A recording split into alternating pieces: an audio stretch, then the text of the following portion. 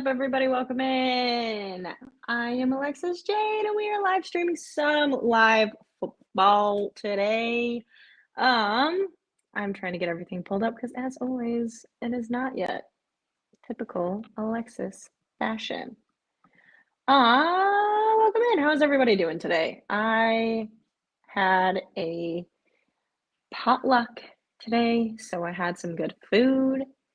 Yeah, and I'm doing all right. I'm tired, but I'm good.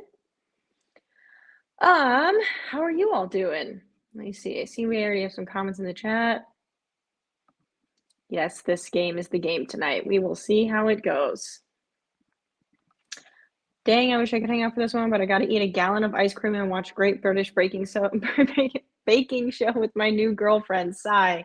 Hey, well, you know what? You got to give the time to the new girlfriend, especially, I mean, always you want to make time for your partner, but especially a new girlfriend, you know, you gotta make time for that. Gotta make time for that. And honestly, eating ice cream and watching the baking show sounds a lot better than watching this game tonight, if we're being honest. I don't think this game's going to be an entertaining one.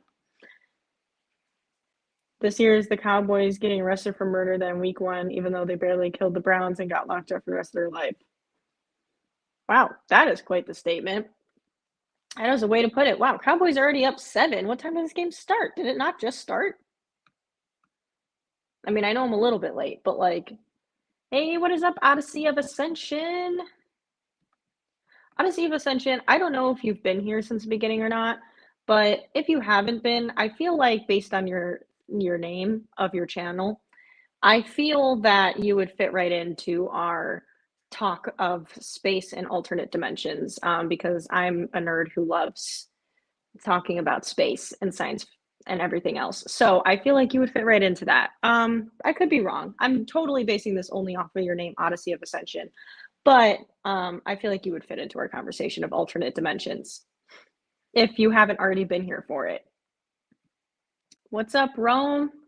Don't you look festive? Yes, we had to wear Christmas sweaters today. The batteries died on my sweater, so I can't light it up anymore, so that's kind of sad. By the way, Bengals just got the ball, and it's 1st and 10, and it's now going to be 2nd down. 8:48 in the first. Sunday's MVP in the chat, yes. Okay, so I was right. So you would fit right into our alternate dimension talk. Perfect. I had a feeling. Bengals went 3 and out. Cowboys went down the field for the touchdown. Went pretty fast. Okay.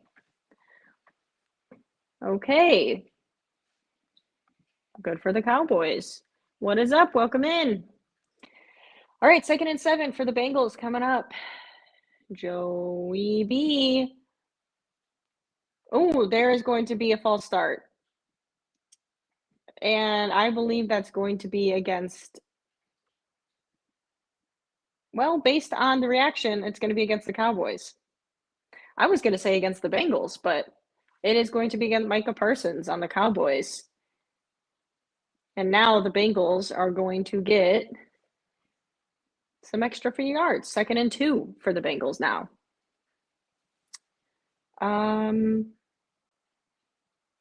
I thought they were going to replay it. I thought it was against the Bengals, but oh well. 2nd and 2 coming up for the Bengals now. Let's redo this. Joey B dropping back to pass. And he had someone open over the middle, and then he finally hits him for the 1st down. And it is going to be a 1st down Bengals. He had him open initially, and I think he passed on him and then came back to him. But 1st down Bengals. Love the sweater. Thank you. It is Blackhawks goal sweater. But yeah, the batteries died in it. I actually tried to put new batteries in it this morning, and I guess the ones that I have aren't a match for this sweater, so it didn't work. So I have to find out what batteries specifically this one needs to light it up again. 1st and 10 at the 50-yard line for the Bengals. 7-12 in the first. Hand the ball off to Jamar Chase, who's going to run it for a 1st down. And would you look at that? Bengals are on a roll.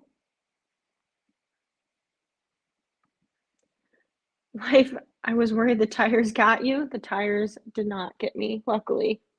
Luckily. Not today. Not today. But welcome in, life. Alexa's getting great at interpreting our typos. Let me tell you, I totally understand typos because I have them all the time. Everyone does, makes sense. Typing on a phone, keyboard, whatever. Joe Burrow dropping back to pass, dumps it off to his running back who's going to pick up a few yards. It's going to be second down. And there's a flag. Flag on the play. Holding offense. But so I don't judge people for the typos. However, I am dyslexic. So it's already a struggle me trying to read out loud. It's like a dyslexic's worst nightmare. But then on top of it, when I get a typo, it really throws me for a loop because now I'm like trying to decipher the typo and also trying to not mess up myself. So, yeah. Anyways, that's all to say. I think I'm getting better at it. But if it takes me a few times to reread something, my apologies. First and 20 for the Bengals now. They hand the ball off, and that's going to be a short gain.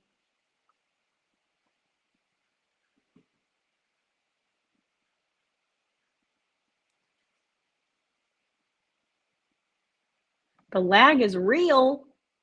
Oh, no. Joe Burrow dropping back to pass, and he is going to get sacked. He grounds it. I don't know if Joe Burrow's pointing at something like he wants a flag. I don't know what. Yep, they're throwing a flag, but for what? I think it's going to be intentional grounding is what it should have been. I think Joe Burrow is trying to argue he threw it near a receiver.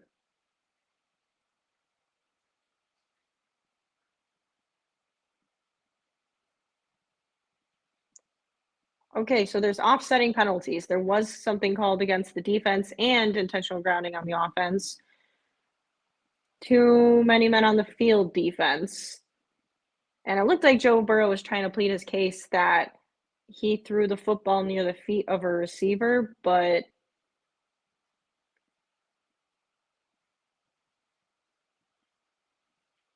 well, he got the flag anyways. So it's offsetting anyway, so it is 2nd and 16 for the Bengals, 5:45 in the first. Joe Burrow dropping back to pass, and he connects to Jamar Chase, and they're going to have a decent gain. It's going to set up a manageable third down. What's up, Curtis? Welcome in. Guys, guess what I have? My veggie chips. I know a lot of you don't deem it as real food. Guys, look, 30% less fat. What? I ate enough food today, but I'm still kind of hungry. So I brought my veggie chips in case I needed it. 3rd and 2, and it is going to connect for a first down. Bengals. 5:02 in the first, and they're at, I think they're creeping up on the 30-yard line. You know what's crazy? The Bears have the same record as the Bengals. You're really good at reading the messages. Some of them I can't even understand, and you barely stumble while reading them. Really? I didn't think so. I feel like I'm constantly like stuttering and not knowing how to read, but maybe that's just my my inner self-confidence being worried that I can't read. Joe Burrow going for a deep pass, and it connects. No, it does not connect. It almost connected for a touchdown, but it does not. Cannot hold on.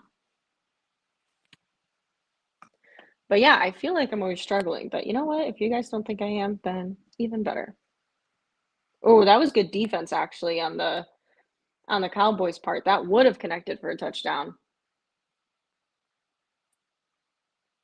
Chris, what is up? Curious question. The Bears haven't won since 85, and you've watched so much losing as a fan. Have you ever thought about switching teams? Here's the thing. I feel like Burrow going for the pass, and it is broken up again. Another good defensive play by the Cowboys there. Here's the thing. I've had people who aren't sports fans ask me this, people who don't really watch sports and they hear me complain about the Bears or they're like, "I'm sorry your team's losing," and, like, "Why don't you just root for a different team?" And I'm like, "It just doesn't work like that." Like, I have other teams that I like I like watching yeah, the Bengals, I guess, but I like watching the Bills. Um, but I just, I feel like that's cheating. Like, I can't go and be a fan of another team. Joe Burrow dropping back to pass, 3rd and 10. He's going to evade some pressure and connects for the first down.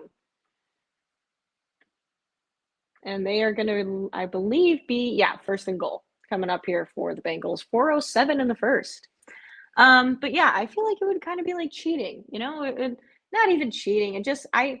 I feel like because I grew up a Chicago Bears fan, I I don't know how I would ever like have the same passion for a team. And I think part of the passion is them losing, Like, I think part of the passion is I've been here for the journey, man, and now it's like I gotta see it through. I gotta see it through, and I think it's just part of the passion of, growing up around sports and being a sports fan, and part of the journey is just watching them lose and being like, "You know what? I've been there and I suffered through it all."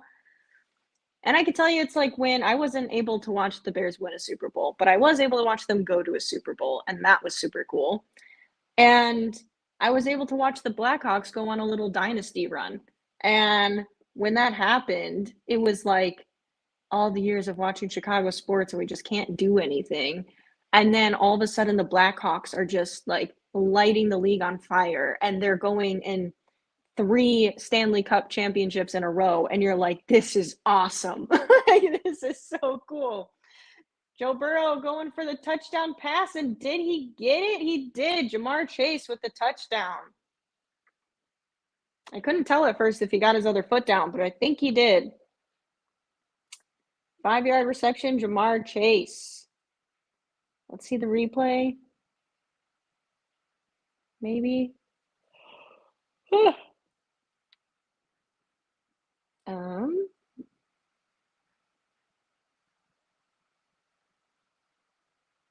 um, yeah. Okay, touchdown. But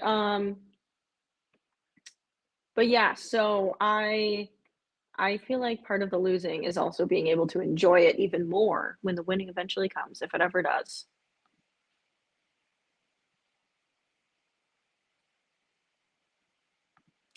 Riley, I apologize. I did tweet it. I forgot to make a community post on YouTube, so that's my bad.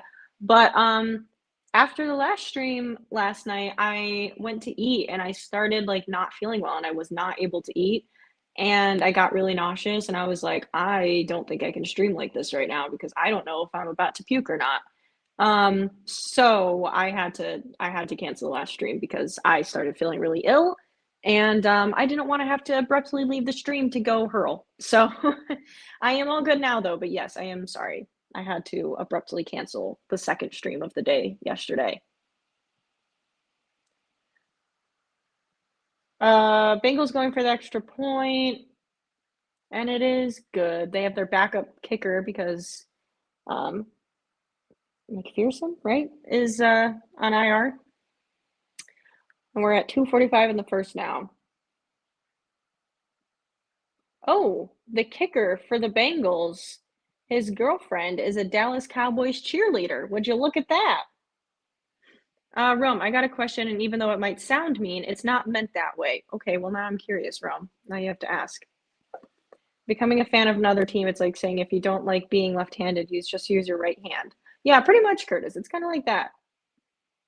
Few ambidextrous fans, and I think that's fine. Like if you grew up not rooting for a specific team and you just like players and you can like hop on a team when you feel like it, I don't think there's anything wrong with that. I just personally, I think I've just grown up, and Chicago is such a sports city. Like even though we haven't been good for a majority of the time, it's such a sports city that it's like once you're raised in a Chicago household with Chicago sports, it's really hard to just like not drink the Kool-Aid, You're just raised with you're bathed in the Kool-Aid. What up? What up? Rob? Ronald? Hi, Alexis. I agree. You got to stay loyal to your team no matter what. I'm from Albuquerque, die-hard Vikings fan my whole life. I've suffered through many Viking heartbreaking loss seasons. Yeah, I feel that. I think it's just I think like I said, I think when your team's losing, if anything, for some twisted, messed up reason, it makes you even more so committed to the team because it's like I haven't suffered this long to quit now. Like now I have to see it through until we finally win something. Vrabel being the head coach? Mm, I don't know. Obviously, he's been a head coach before, so that part I'm fine with. But I just get worried that a lot of it hinges on who we hire at the OC position, and we don't have a good history of that. And I also don't know if I love the idea of like Caleb having a new offensive coordinator and then 3 years, 2 years later, if the coordinator is good, which he needs to be, um, having to then replace him and find a new OC. And so I don't know. I understand why the appeal is there for Vrabel. I have my reservations.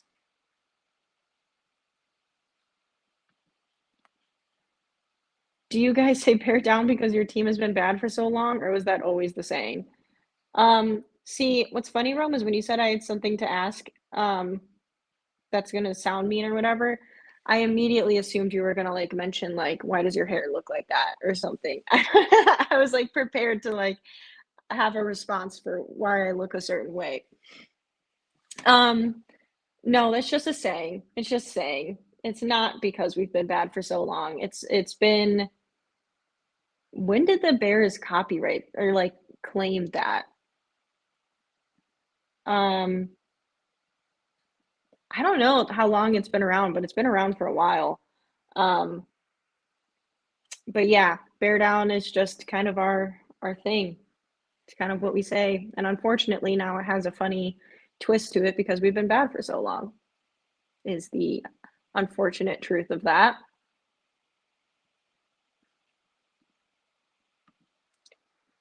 And I almost just said the Vikings.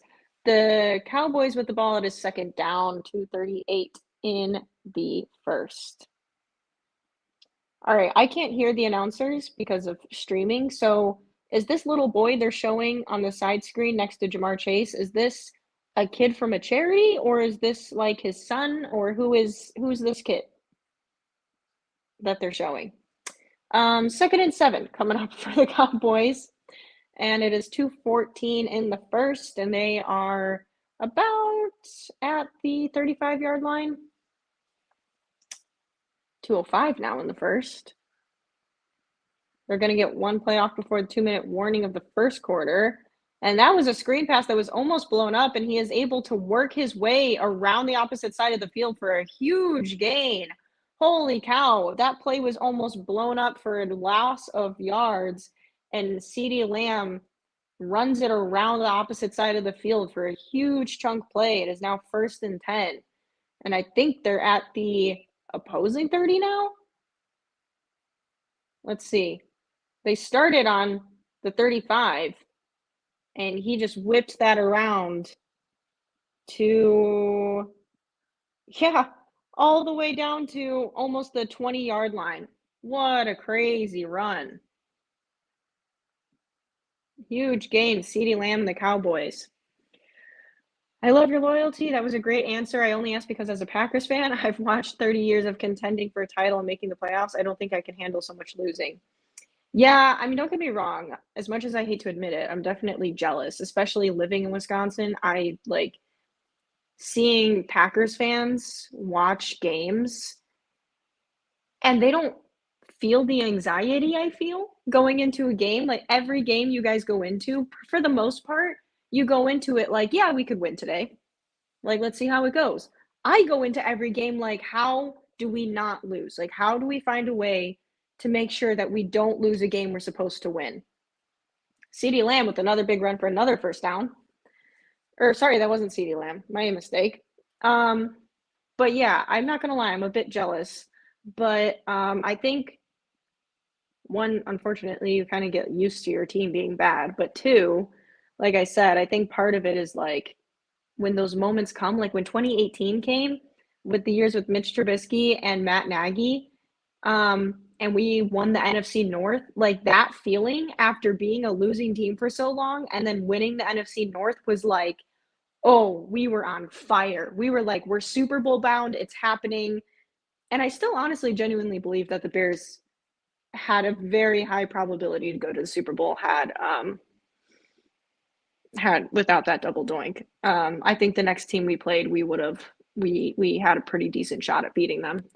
Um, yeah, but anyways, so then you just live for moments like that where then your team is good and you're like, this is the best moment of my life.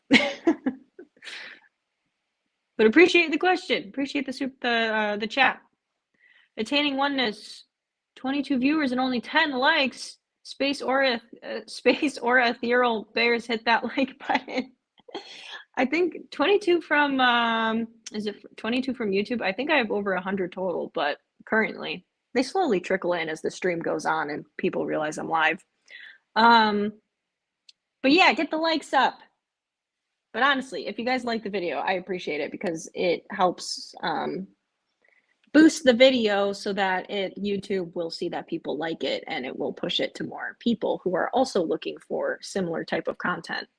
And subscribe while you're at it if you feel like it, because then you'll get notified when I go live. Also, I don't know why I'm playing with my hair. It's really driving me nuts right now. And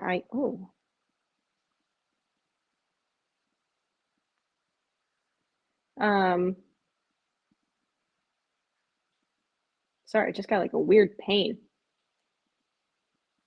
My hair's, ow, God. My hair's kind of driving me nuts. It's at the time of day where it starts really, I like curled it earlier and it's all fallen out and it's bothering me and I don't know what to do with it. Yeah, I will say people who aren't sports fans don't, like my friends or partners that I've had that don't watch sports. It's like they really don't understand it, which is fair. It's not for everyone, but I feel like you don't understand the passion and also why you invest so much in a game on a Sunday. And it's like, why do you even care if they win or lose? It's not that big of a deal. And at the end of the day, it's not. I move on with my life if they win or lose. But like, it's like having a hobby. It's like having a hobby that you really enjoy doing. And yeah. And so when your hobby is not going well, like if your hobby is sewing and all of a sudden you sew something and it turns out looking like shit, you're like, damn it. It's like the same thing. That's the only way I could think to associate it.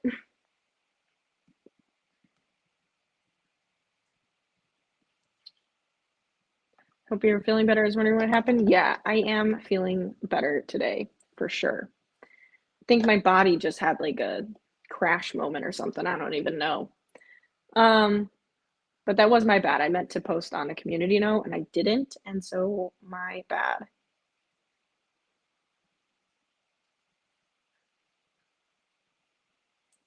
By the way, 15, we are now in the second.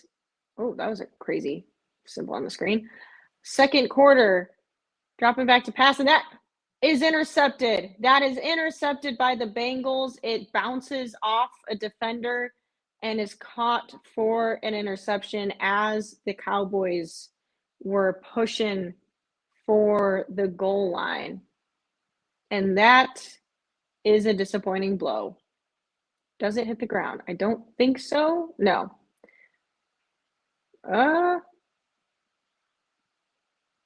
The ball does touch the ground in the hands of the receiver. Are they going to keep that as a interception? I think so. That was also kind of could have been a flag against the Bengals actually, because the receiver it was intended for CeeDee Lamb, who actually got run into by a defender while running his route and was not able to make a play on the ball. So that actually, I don't know, that could have been a flag or something against the Bengals, and instead it's an interception, but CeeDee Lamb did get run right into. Um, but also not a good idea to throw it there when you have a defender closing in like that. Also, the tip of the ball hits the ground, so I'm also kind of like, is this going to stand as an interception?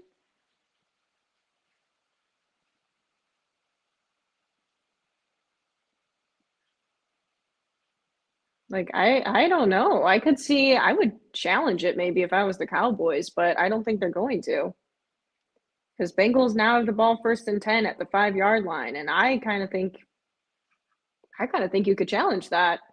Okay, the Cowboys don't, and the Bengals have the ball. Second down. Hmm, interesting.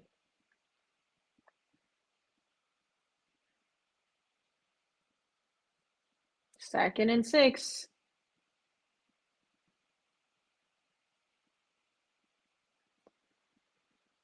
A song Bear Down called Bear Down Chicago Bears came out in 1941. Yeah, yeah. It did come out in 1941. And actually, I think the Chicago Bears aren't even in the ones to trademark it. Bears have been using it since like the 1900s. And I think it's like the Arizona Bears, the college team, took started using the same slogan, and they were the first ones to actually um, passes complete over the middle, by the way, for a first down for the Bengals, 14:04 in the second. And I think they were the ones who actually trademarked it, so the Bears aren't allowed to use it on like merch and stuff. But technically, the Bears were using it first.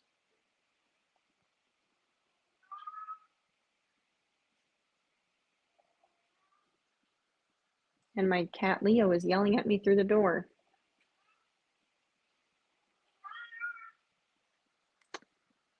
The Bengals are now at the 20 yard line, first and 10. Hand the ball off, and that is going to be good for a gain of about 4 yards. Second down. Ronald, what do you think of Brian Flores for the next Bears head coach? I think no. I think he has potential for sure as a defensive coordinator. I question, obviously what happened in Miami wasn't nothing. And the most important part of this process is Caleb Williams, the quarterback. And obviously, one of the biggest factors that the reason he's not at Miami anymore is the whole thing that happened with Tua that still isn't really explained all that well. Also, passage of Jamar Chase is good for a first and 10 coming up for the Bengals, and they move down the field. But yeah, I think I want to know more on what the hell happened with him and Tua, and how would he have make sure that his relationship with Caleb is good and everything else. And also, um, I think what was the other thing I was going to say about Brian Flores? Oh, that I think his sorry, I'm getting distracted. First and 10 Bengals, they're going to dump off the pass. And it's just going to be a little shy of a first down to Khalil Herbert. That's why I got distracted. Good for Khalil Herbert, former Bear, if anyone doesn't know. Just got traded this offseason.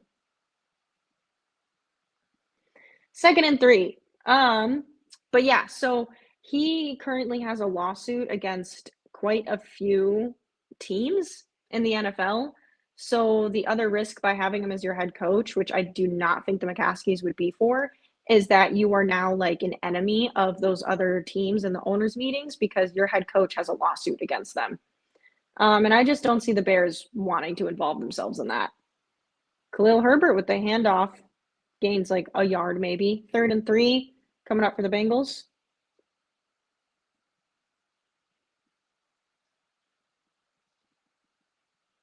Oh, he had run right into the butt of his lineman.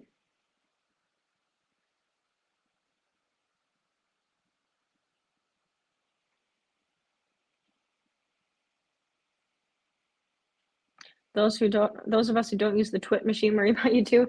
Yes, I'm sorry. I should have posted on my community notes. I apologize. In the future, if I have to, I will do it. 3rd and 3, Joe Burrow dropping back to pass. He's going to rip one over the middle, or not over the middle, but he's going to try to make a pass attempt, and it is no good. Flag on the field. And is it against the offense? If it's against the defense, it could be a huge help here. But I think it's going to be holding on Bengals offense.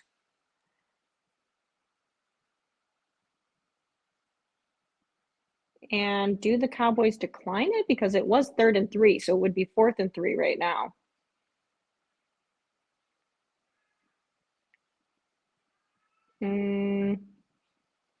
They accept it, so it's 3rd and 13. So Bengals will get another shot at a first down.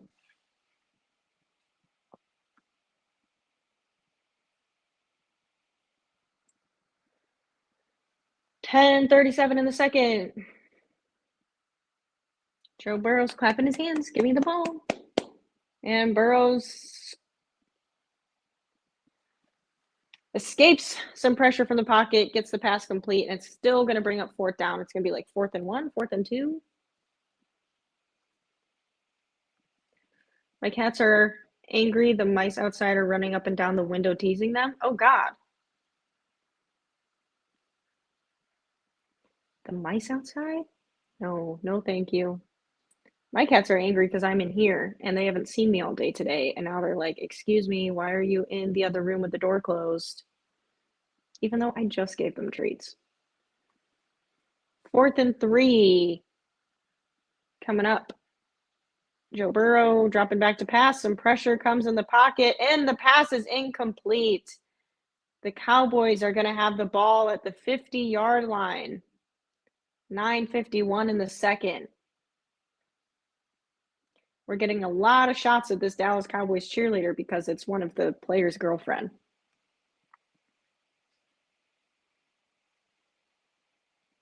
Yes, mine are angry as well. They are mad at me. Super random. Has anyone... Oh, that commercial freaked me out for a second. Has anyone ever told you you have dreamy eyes? I don't know. Potentially. I've been complimented on my eyes before. I don't think they're anything all that special, but for all people who have blue eyes, mine are not the bluest. They're like a blue-gray. There is a little green in there. It's kind of okay. Sorry, I'm totally deviating from your comment. I appreciate the comment. Thank you. But speaking of eyes, I think I genuinely got an exact mixture of both my parents' eyes because my mom has like gray blue eyes and my dad has like green eyes. And I ended up with blue-gray eyes, and then around my pupil, I have a green ring around my pupil. So it's like in certain settings or in certain clothes, atmosphere, like my eyes will look really blue, and then at other times they look really green because they have both colors in them. And I think I genuinely got a mix of both of their eyeballs. Even though I don't feel like I look like a lot like either of them, I feel like I did get both of their eyeballs.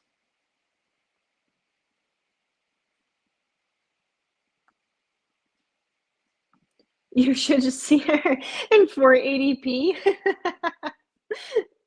Chris again with the 480p streams. I'm like pixelated.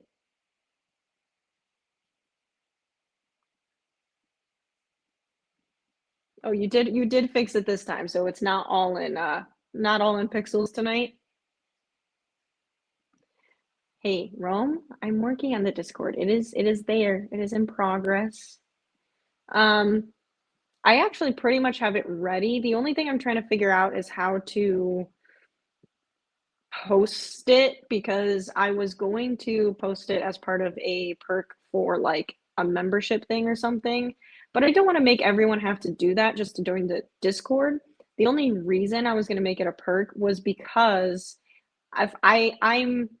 I have a lot of people on Twitter and other places who do not like me, who are trolls or who just, are how they are.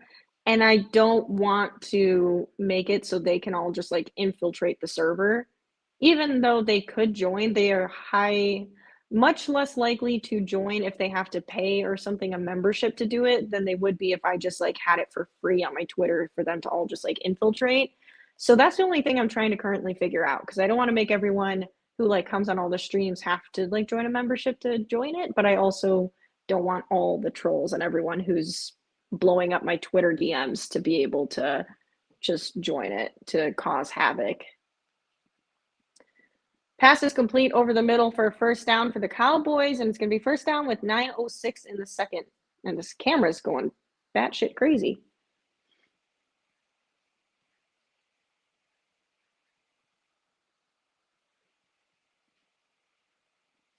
Isn't culture a Packers fan? Alexis's beauty transcends all fandom.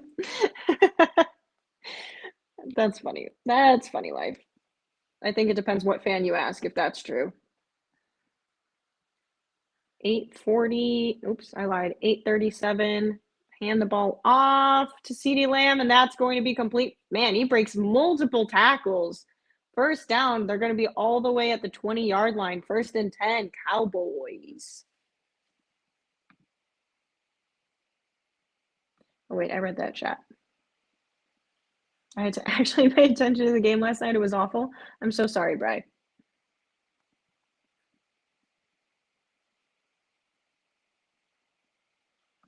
Chris, this was just a cruel comment. This is just a cruel comment.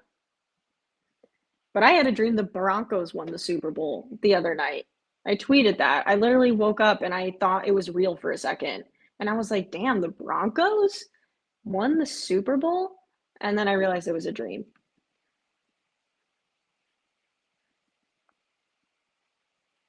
Attaining oneness. So what you're saying is you're from space because of your colored eyes. Yes.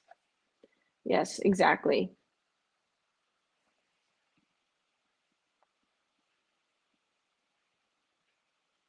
Taylor, what's up, Bill? What's up, fam? Bills offense looked great. Another record broken by Josh Allen.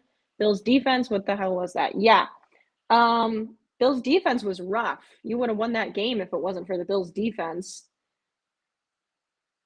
And honestly, that's what gets me the most worried about the Bills with competing against the Chiefs if they have to for a playoff to like get to the Super Bowl or with the Lions is their defense not being able to hold up. But I'm not worried about the Bills offense for sure. Bills offense, Josh Allen, another great game. Dude's on another level.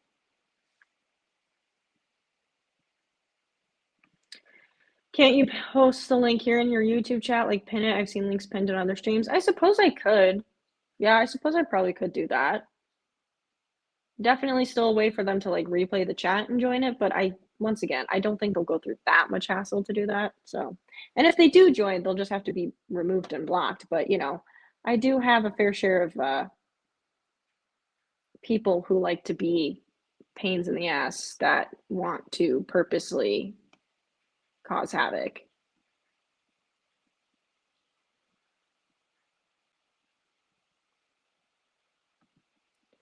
Hi, Dave and Taylor from Chris.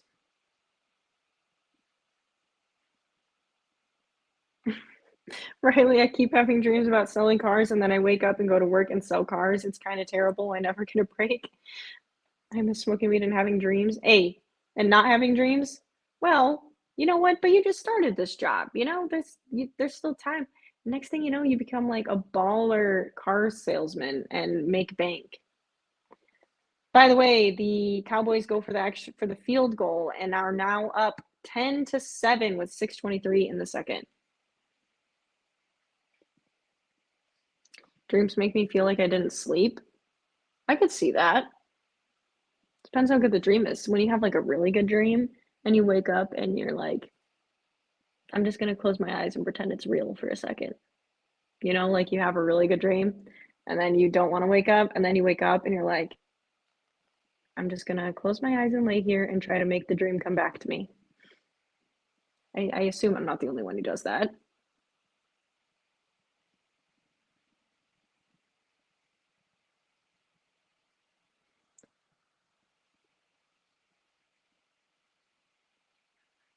Josh can get 6 touchdowns and over 300 yards and still lose.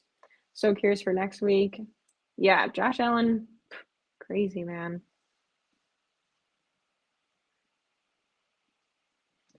I mean, the Lions defense right now is made by men in casts in Detroit, and Detroiters we pulled from the street. True, the Lions are also dealing with their fair share of injuries on defense. Appreciate it, Rome. I'm not like overtly worried. I just don't want to make it like a thing where they are just like, ooh, you know? Because also some of them say stuff that, like, if it's said to me, it's one thing. I can just like deal with it or block them or whatever. But some of the stuff they say to me, I would not want them saying to other people at all. That would really upset me if people in the Discord were getting called names or something that I get called, because I'm like, no, no, no, no, no. Saying it to me is one thing, but then bringing other people and like calling, like, no, no, no, no, no. We're not going to do that. We're not going to do that. So that's what I mainly want to avoid. It's not so much like I care about me being, whatever. It's like I don't want them bringing that to other people.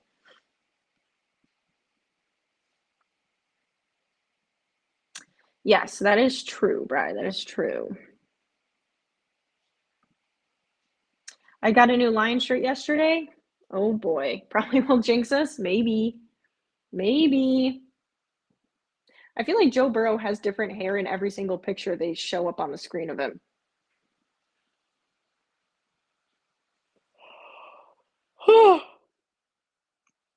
Trolls are just jealous, probably. But like I said, it's not so much worried about me. It's more so like I don't want other people having to, some of the stuff they say is crazy. Some of the stuff. I'm going to take a bite of a chip and mute so you don't have to hear me.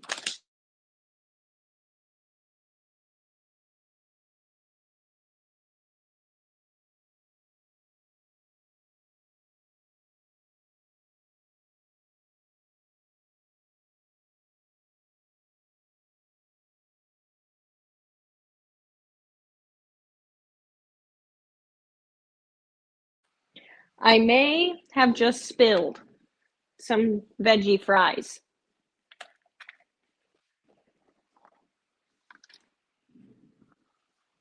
Whoops.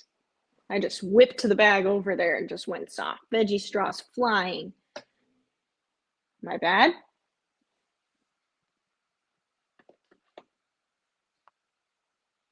This is such a weird animation.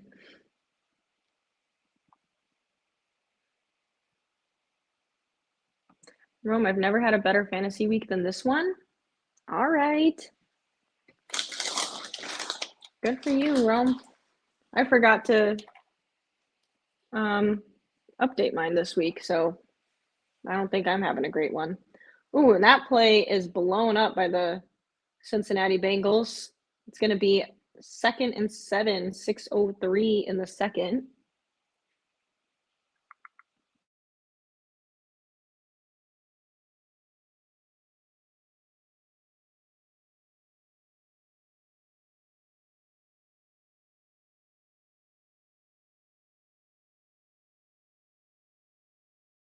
You are so right, Chris. So good you have to mute the crunch.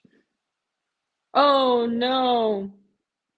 The pass was in the hands of the receiver and it's dropped and it's going to bring up. Is it 3rd down or 4th down?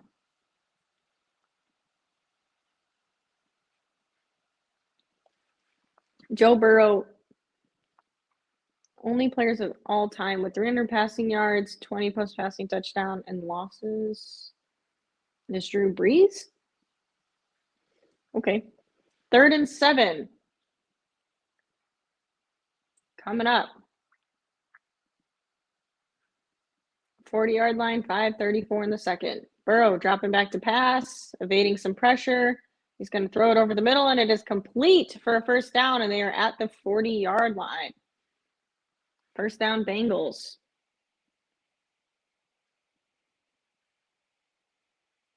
What are veggie straws? They are.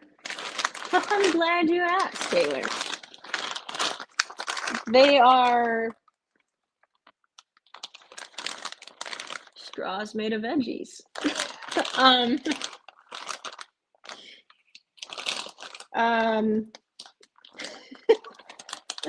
It's a great question, actually.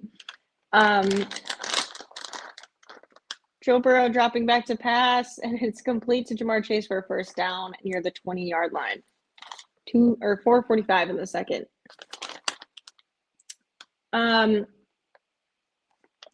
Let me read you what makes our snacks so incredible. The combination of garden-grown potatoes, ripe vegetables, and 30% less fat than leading potato chip provides a better-for-you snack. Next, we delicately season them with sea salt. Now, you can satisfy your snack cravings in a smart and wholesome way. These airy, crunchy straw snacks allow for 38 straws per serving. That's why we call ourselves sensible portions. Did that help you at all?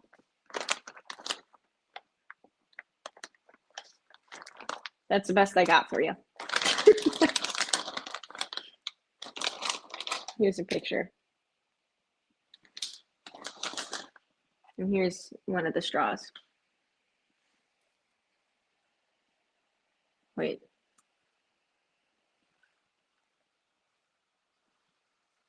Second and 5. Screen pass, and it is complete. Is that a touchdown? Or did he step out of bounds? To Brown. Oh, boy. And Brown jumped in the donation bucket. Oh, that's embarrassing.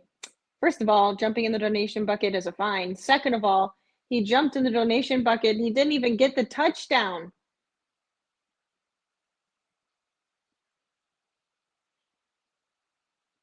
Ooh, I actually think he did. I don't think he stepped out of bounds. I think that's a touchdown Bengals. That's really close to the sideline. But I think that's in. I think that's going to be turned into a touchdown. This is the straws.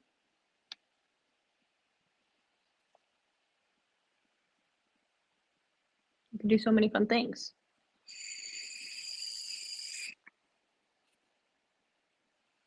It's multifaceted.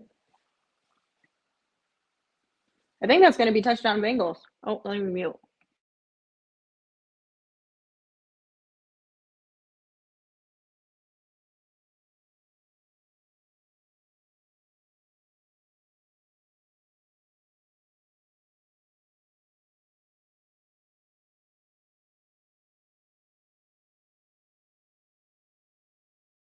It is like this close to him being out. And now we're going to commercial break while they review. Hawks up late in the third, 2-1. Are they now? Hold up. Ooh, 2-1. 5:18 in the third.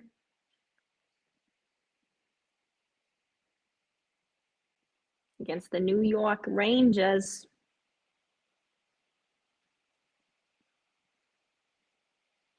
Now that you pointed out, I can't stop looking at all Joe's different hair. Honestly, it's like every clip of him, he has a different hairstyle going on.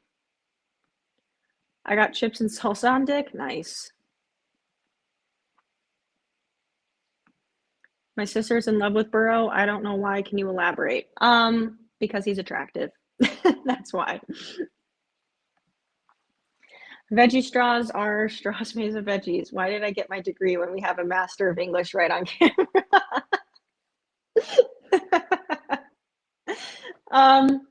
Excellent point, Life. Who needs going to school to get a master's when you have me at your disposal? You don't. I am your resource. Reads the nutrition label and sees words that don't say veggies. Look. Ripe vegetables. It said grown potatoes, ripe vegetables.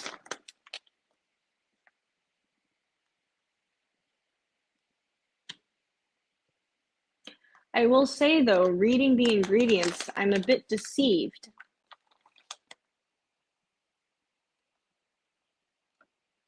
Because I don't see a single vegetable listed here.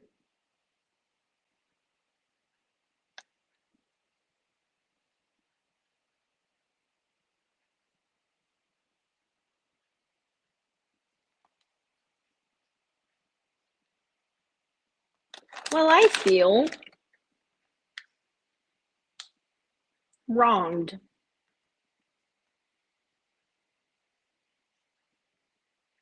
Where's the ripe vegetables? Potato starch, potato flour, canola oil, sunflower oil, cornstarch, cane sugar, salt, potassium chloride, spinach powder, sea salt, tomato paste, turmeric extract, beetroot powder. I don't hear a vegetable, do you? I feel wronged. Also, the Bengals just kicked in a field goal. They did, or extra point. They did, in fact, get a touchdown. It was overturned. Alexa's drinking beer through a veggie straw. Epic. Yeah, that's how you have less calories, is you have to drink it through a veggie straw. And my fitness app just sent me a notification.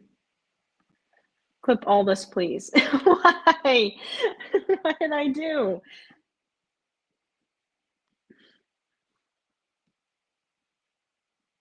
Yes, one serving is 38 straws. I've been laughing too much during the stream. I didn't realize my veggie straws would bring in such a comedic relief.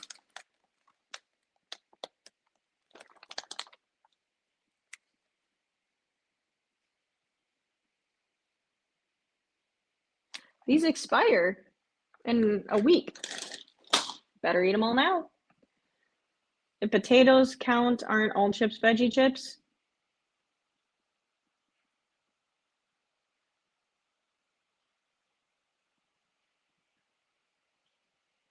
And with that, we're going to wrap up the stream. I appreciate you guys for watching. I hope you have a good rest of your night. I'm going to go evaluate my life choices, and I will see you on Thursday.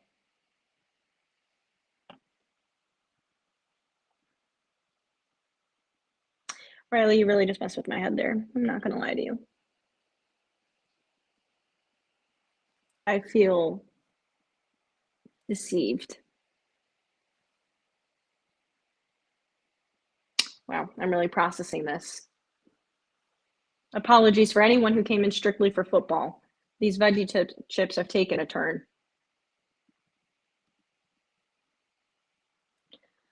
First and 10 coming up for the Cowboys, dropping back to pass, and that is incomplete. Almost intercepted, actually. Second and 10, 3:26 in the second. Those veggie straws are great dipped in any salad dressing. I don't eat McDonald's anymore, but in a weird way, they remind me of McDonald's fries with the taste. I kind of get what you mean. They have a similar taste like that. Of course, they're not the same as McDonald's fries, but you're not wrong. I know what you mean.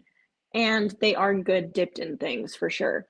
Or like veggie dip, the stuff you dip like carrots in and stuff, or some ranch, like that's good too. Hand the ball off on second and 10. It's going to be third down and like 5.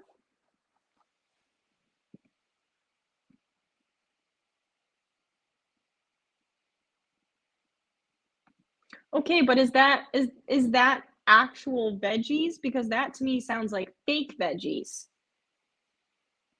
I can tell you, these ones, these dark green ones, these taste like spinach.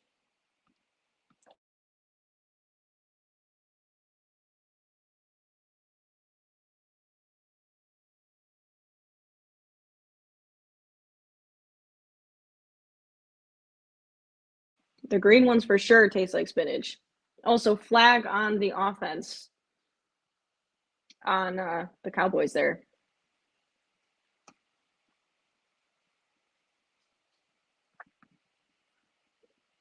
Veggie straws are mainly processed potato and vegetable powders. Unfortunately, it does appear so. Vegetable byproduct straws. Third and 11 for the Cowboys now. Dropping back to pass. And he's sacked. How lame. And it's going to be 4th down, 2:22 in the second.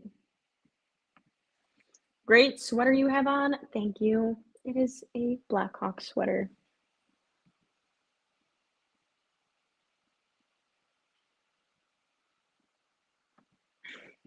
I got really sad when he said that, like being at a great party and someone yells cops. I'm sorry. I'm sorry to hurt you like that, Curtis. I see the tears in Alexis's eyes. Lies, all lies. I know. I actually got the tears going. I actually did. It's because I'm an actress. I can make it work when I need to. Apparently the UK doesn't consider potatoes to count towards your daily vegetable intake. Well, that's bogus. That takes out about half of Americans' vegetable intake.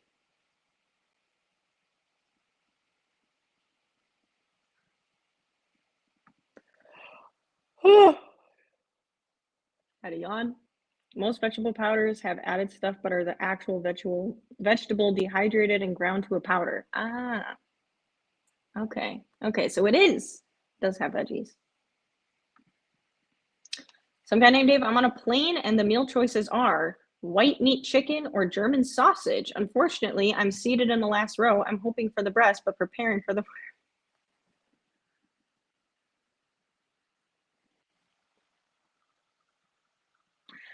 I was literally thinking while reading that, I'm like, that's crazy. How are you watching a live stream from a plane? Like, I know you can have Wi-Fi, but I've never been able to watch a live stream or like play a live video game on an airplane.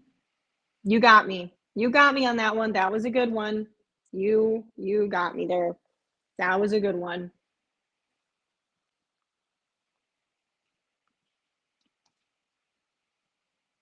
I saw someone say Hawks win. Hawks win, baby. Let's go. We finally got a win in our belt. If my lights worked on my sweater, I'd turn it on and go, burr. That, whatever I just did with my hands, don't look at that again. I don't know what that was, but that looked weird. Neither of these teams are making the playoffs, so really we're just focusing on the important issues here. That is so true.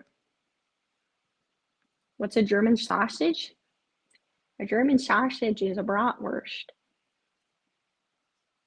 Why does my neck hurt right here? This is so strange. Hawks win, Hawks win.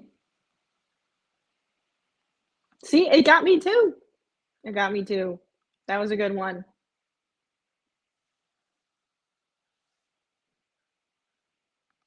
Those who like my posts are smarter, happier, and better looking than those who don't, according to a study I made up. In that case, we got a lot of good lookers in this chat. That was almost as bad as scissoring. Yeah, I'm not even going to repeat it because I don't even know what I just did, but it was weird. I don't know what the fuck I just did. After the scissors, I've learned not to question what you do with your hands. That is a wise choice. And I really just had to bite my tongue right now to not make a dirty joke. I don't know. You might have just seen it flash in front of my eyes as I was biting my tongue from saying it.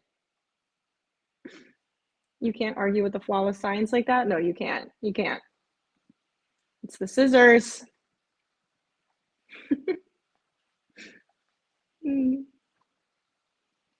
I make myself laugh sometimes.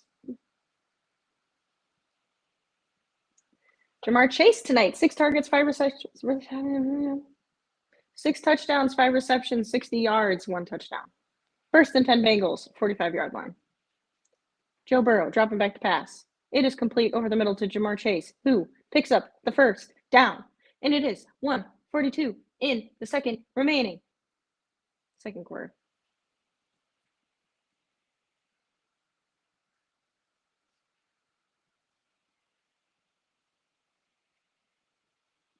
I recognize the dirty joke retention look. I'm fluent in that look.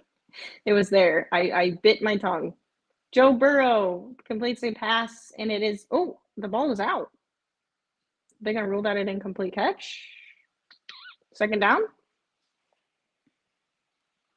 Since it gets dark after 5 p.m., we can always be Alexis after dark for the night games. So true. Joe Burrow dropping back, 2nd and 4, and that is going to be complete to Jamar Chase for the first down. They're almost at the 20-yard line. 52 seconds to go. They're in hurry-up offense.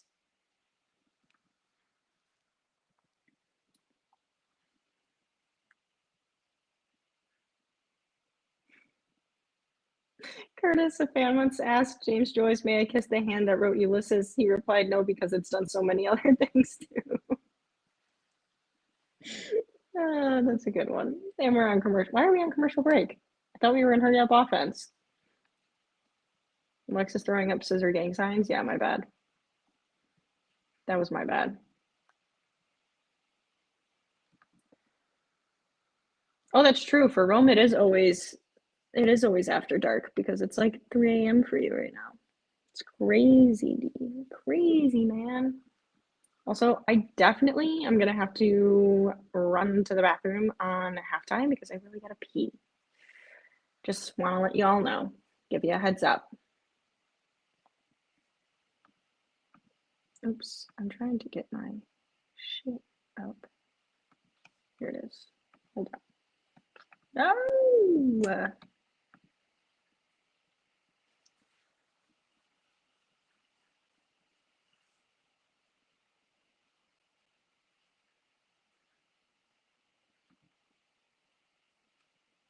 Jalen Johnson holding his little baby in his last video.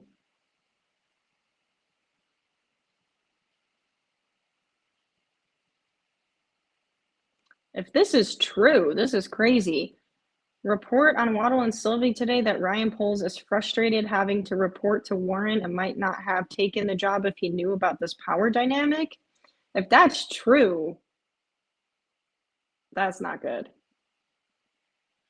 But I will say he was not happy during the presser, that's for sure. After the Matt Eberflus presser.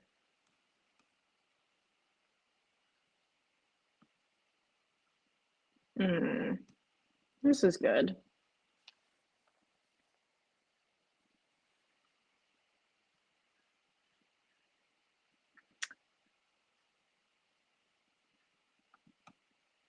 Okay.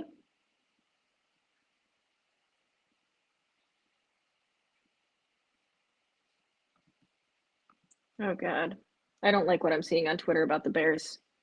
People saying bringing in Mike Vrabel to be the Dan Campbell of the Bears, and that only works if he has a good offensive coordinator.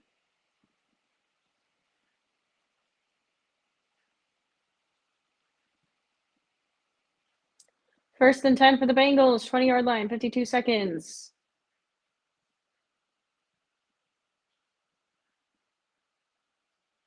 Joe Burrow dropping back, going deep, and that is incomplete. Incomplete, 2nd and 10.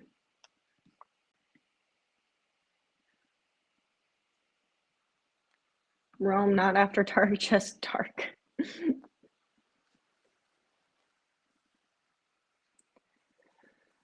Oh, I'm getting tired. I need more like beverage that has energy in it.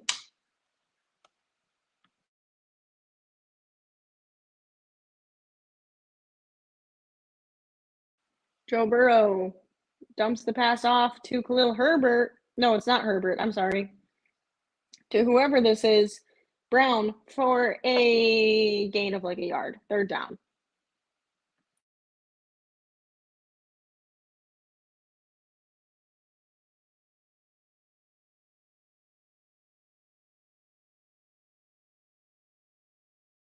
You guys want ASMR?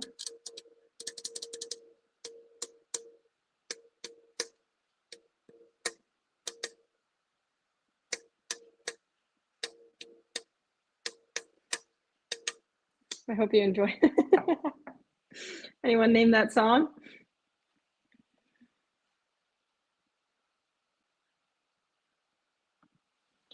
I'm confused. Do I have the okay to go after dark or no? Yeah, you have the okay.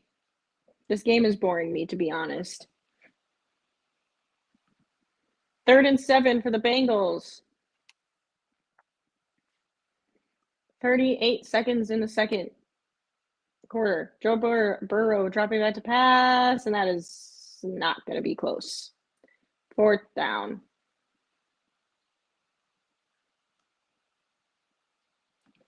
I wonder if Taylor cheers for other Buffalo teams. If so, we have a matchup in hockey happening now. Oh, do you now? The Red Wings are playing. After Dark finds you, you don't find After Dark. I had a crush in high school who was a very big Buffalo Sabres fan. 4th and 7. And the field goal attempt is good. Bengals are going to be up 17-10. 30 seconds left in the second quarter.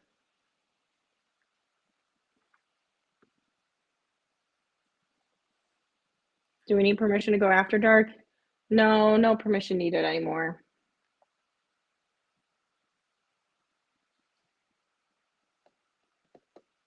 We're getting a look at Cade York and Zoe Dale, the Bengals kicker and Dallas Cowboy cheerleader. I found myself in the dark. Oh no. You mean the After Dark? It was Jingle Bells. That's the song I was playing.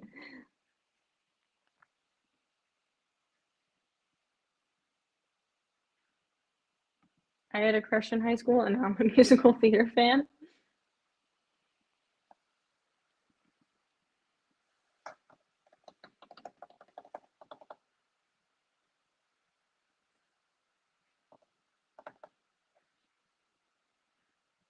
This girl's getting all the attention tonight.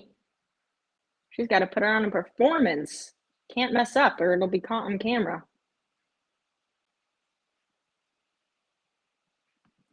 Yeah, it is always there for the taking at this point. In other news, besides water being wet, sales of veggie straws are up 100% tonight. Everyone, go out and get your veggie straws now. And tell them you came from Alexis Jade. And tell them that she's also an actress and she will do a commercial. She will. She's desperate. No, you never want to say that. I'm sorry. I take it back, casting directors. I am not desperate. 1st and 10 for the Cowboys and then pushed out of bounds.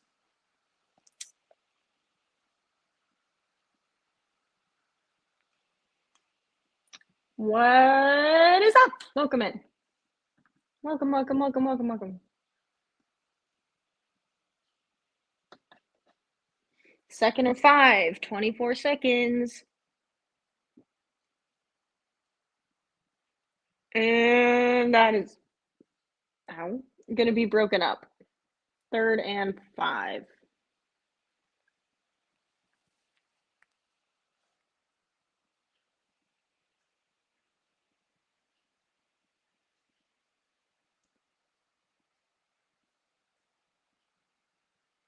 I need this second quarter to go a little bit faster. The last 30 seconds of this game have been going in slow motion. 20 seconds. 3rd and 5. Making changes at the line. And dropping back to pass. And no good. Not even close. Now the clock is stopped at 15 seconds. Put in Trey Lance. What do you got to lose?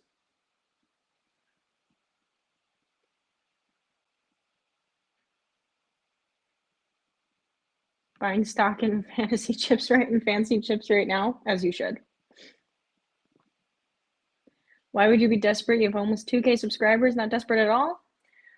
Well, you know, desperate for acting roles. It's been a bit stale recently. There's a flag on the field. I shouldn't say that. I've had some auditions. Flag on the field with 3 seconds left of the second quarter. Come on, man. Let's just let us play, please.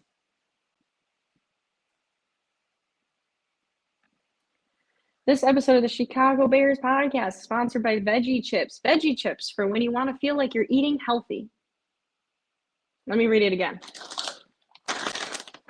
This episode of the Chicago Bears sponsor. Cut. Run it back. This episode of the Chicago Bears podcast was sponsored by Veggie Chips. Veggie Chips for when you want to feel like you're eating healthy. Was that better? Was that a better audition for you guys? That was my Veggie Chips sponsorship commercial audition tape. I live in Arizona, but my family are not football fans. Oh. Love your clothes. It looks awesome on you. Thank you. This is a Blackhawks sweater. And we're at halftime, by the way, finally. Took 10 years.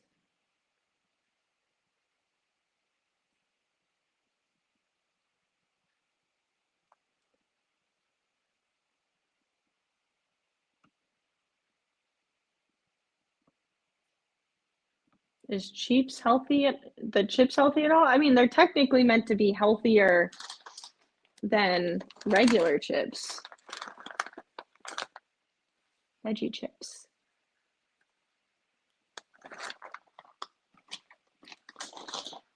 Monologue on Veggie Chips for an audition. Could you imagine? They're like, and do you have a monologue prepared? And I'm like, yes. Veggie Chips. That would be crazy. I'm going to do cartwheels. This game is boring. I know. We're sitting here talking about Veggie Chips.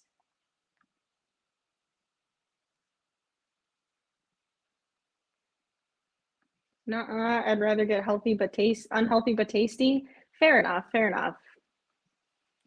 Culture. I'm an actor as well. Just got to keep grinding. It's definitely tough, but we do it because we love it. So true.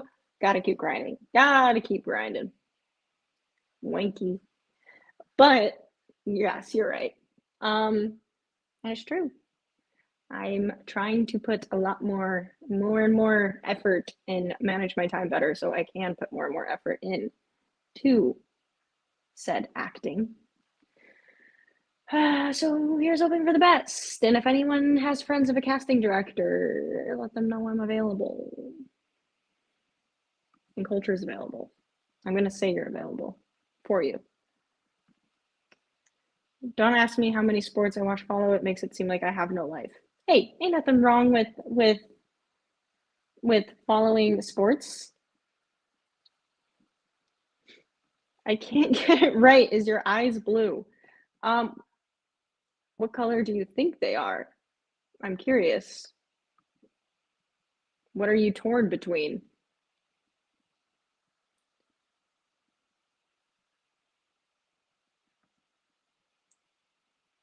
I'm into motorsports, dirt bikes, cars, and anything else with an engine. That's what gets me through the summer. Fair enough. Culture, do you hate self-taping as much as I do? Yes, only I like self-taping because of the convenience, because I can be anywhere and submit an audition. I don't like when I don't always have someone to read with me, so I have to like find someone to read with me. And I also feel like, it's obviously different than going in person to the audition. But that being said, it's also a lot less nerve-wracking than the audition, like in-person auditions. The only thing that then sucks is like if you go through 2 stages of self-taping and then the final audition is like a chemistry read or something where you have to come in, or a virtual chemistry read. I don't like virtual chemistry reads. I want to like physically be in person for that. But whatever they want, I'll do. Maybe you can get a part in the movie Tom Grassi said he wants to make. Oh, he wants to make a movie now. We'll see if we can make that work. I'll let him know my schedule.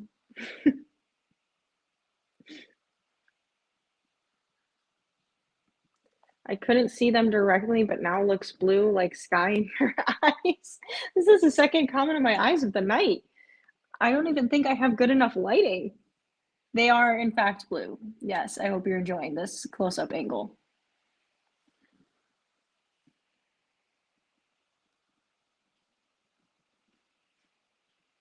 P for the D, ladies and gents? What? Taylor, you're in After Dark mode.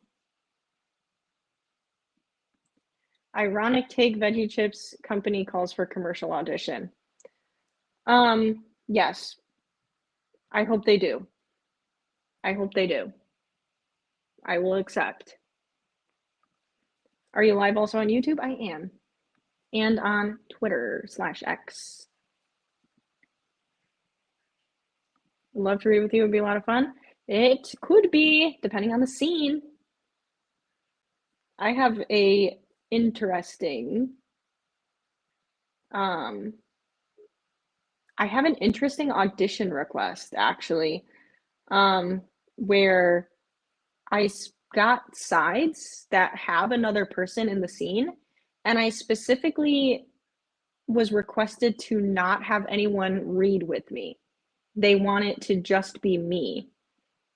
So it almost makes me think that like they want me to read it like a monologue, but it was just looking at the script and then seeing the request, I was like, that's an interesting one. I haven't gotten a request like that before for a scene like this.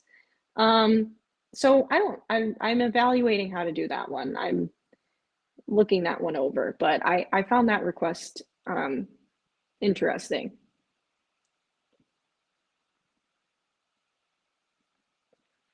Sorry, can only stop for a bit while I'm still at work. What's the time and score? The time is, well, we're at halftime. So and it's 17-10 right now, Bengals winning in the lead. Just need those UFOs from New Jersey to do a quick flyover Chicago so I can take a break from these car wheels.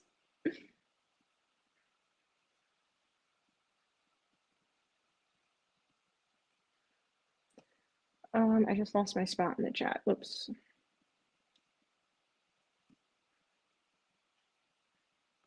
Well, you know what? I'm taking it as a dirty thing, and you just entered After Dark mode, Taylor. That's how I'm choosing to see it. You are the only one on Twitch currently. I do sometimes have a few that trickle in from Twitch every now and again. But unfortunately, the one thing that sucks is with Twitch, I can't go in and change the settings on it, so it gets kind of annoying. So it probably doesn't reach as many people as it potentially could.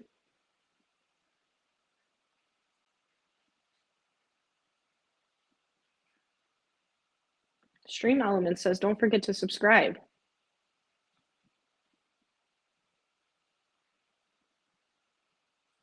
Have Life write you a script? Life, write me a script, please. Oh God, they're playing replays of the Bears 49ers game. Don't do this to me right now. I was just recovering from that game. I'm in New York, so there are tons of opportunities. How's it in your area? I used to be in New York as well. It is good in my area. I mean, Chicago based, I guess. The words just stopped coming out of my throat. Chicago based, so plenty to work with here as well. But yeah, I also used to be based out of New York.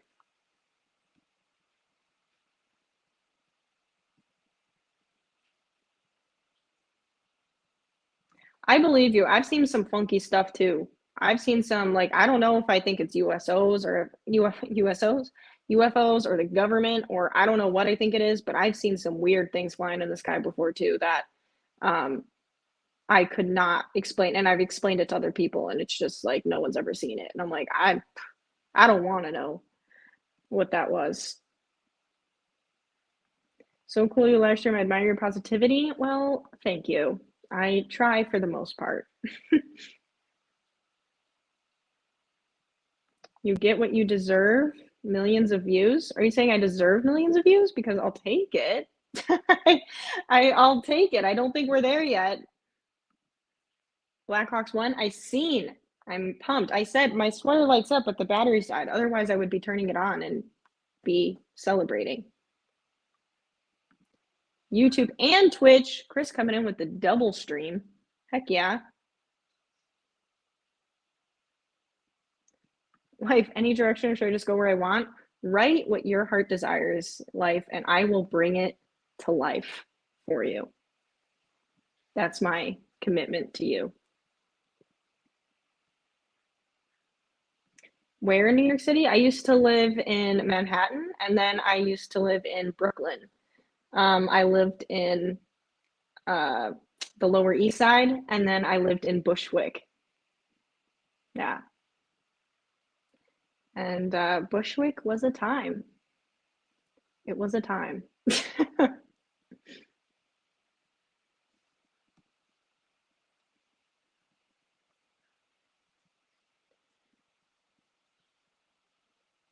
Looking dope, dripped out in the Hawks red. Let's go. I should wear my Blackhawks sweater one of these nights. Bring it to life. That's a good one. To the writing desk. Okay, sounds good, Life. I'm ready to see what you write. All about parallel streamiverse? Parallel streamiverse. That could be a movie. Could you imagine?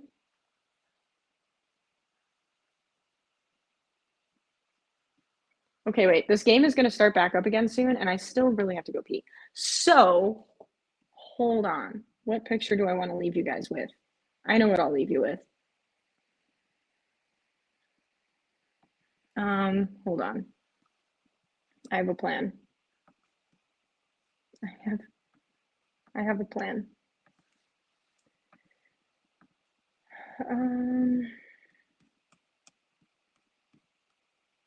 Give me a moment.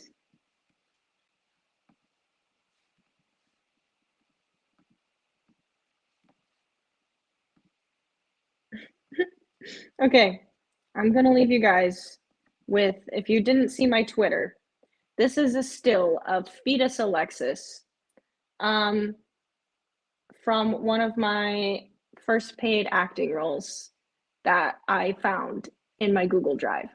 So I hope you guys enjoy and you can stare at this random still of me while I run to the bathroom quickly. BRB. I hope you enjoy.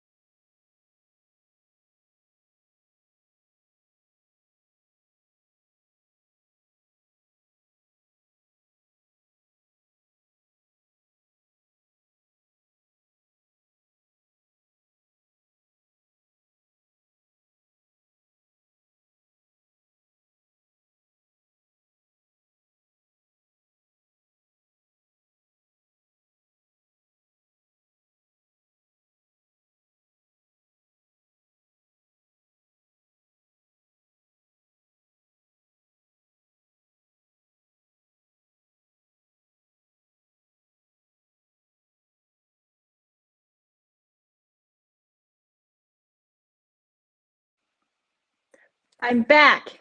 Can you guys hear me? I'm here. I'm here and I'm back. Welcome back. Can you all hear me? Okay. Wait, I'm catching up on chat. For an unidentified phenomenon to zip past my window? Aren't we all? Ryan Duckling or whatever his name is. Who is that? Cowboys with the ball, 14:57 to start the second half, and the pass is not complete, and it's going to be second down.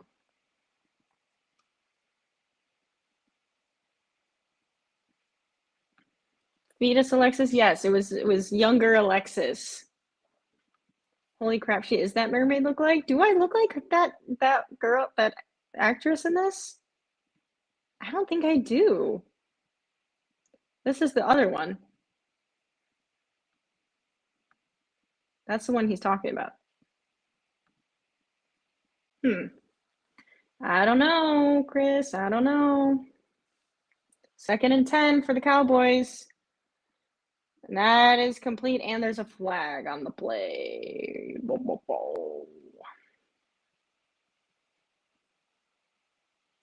A fetus version?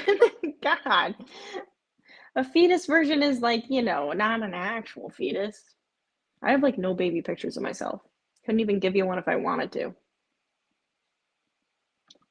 So much emotion, drama, expressiveness. So much drama. I really don't remember at all my lines from that. Not any memory. I remember filming it. I don't remember at all what my lines were.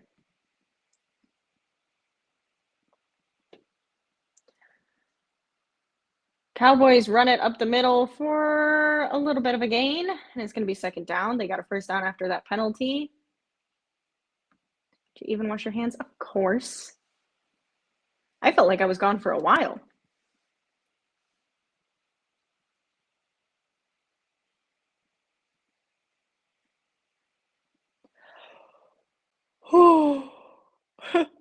the Cowboys the Cowboys. Hello, Alexis. Speak English. The Cowboys coach looks like every guy I've met in a local bar. That is so true. Is Trey Lance playing yet, or is it still rush? It's still rush hour. I still do not understand why they don't just put Trey Lance in. Like, let the dude get some reps. He hasn't played in 100 years. I mean, you're not going to the playoffs. Like, what do you have to lose by letting Trey Lance play for a little bit? But, I don't make the rules, so the hell do I know?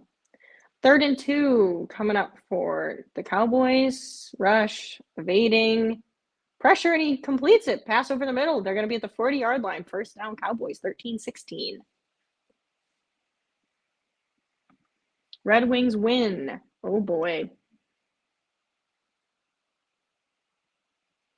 Rob, that is a crazy sentence. That is a wild sentence, and the answer is yes.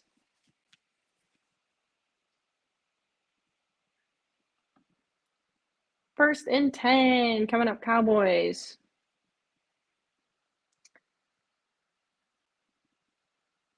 Maybe. Okay. Rolling to his right, gets the pass off to the tight end, and it's complete for a decent gain. It's going to be second down and probably 8. 2nd and 8. I mean, 2nd and 2. Sorry. Do the Cowboys know they aren't going just because everyone else knows doesn't mean they do? They're still in delusion. They don't know. They don't know.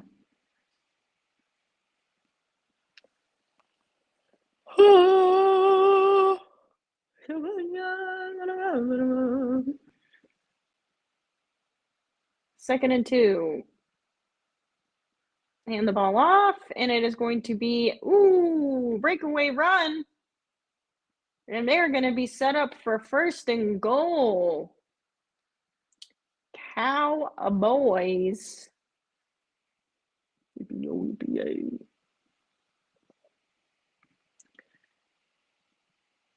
He doesn't know they're out. So true. History still thrives. Hey guys, what is up? The score is currently Bengals are winning or up by 17-10. However, the Cowboys right now are first and goal, 11:27 in the third. And they're at roughly the 5-yard line. Hand the ball off up the middle, and it's going to be a gain of only a few yards. Second and goal.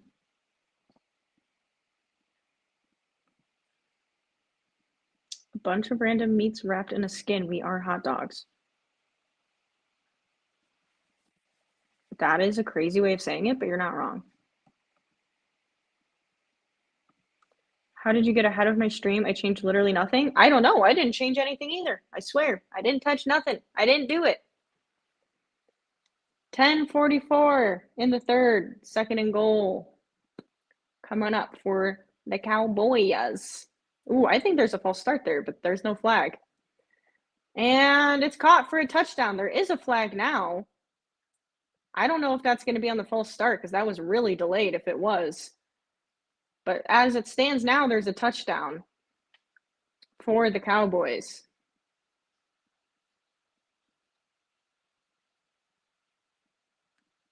Okay, it was against the defense. So, touchdown stands for the Cowboys. The Bengals got called for holding but declined because the Cowboys scored a touchdown.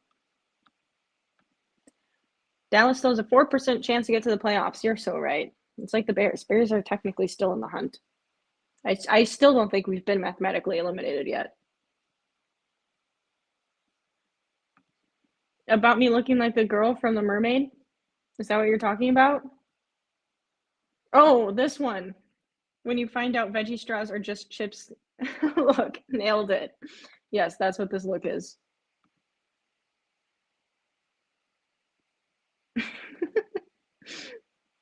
You're so right.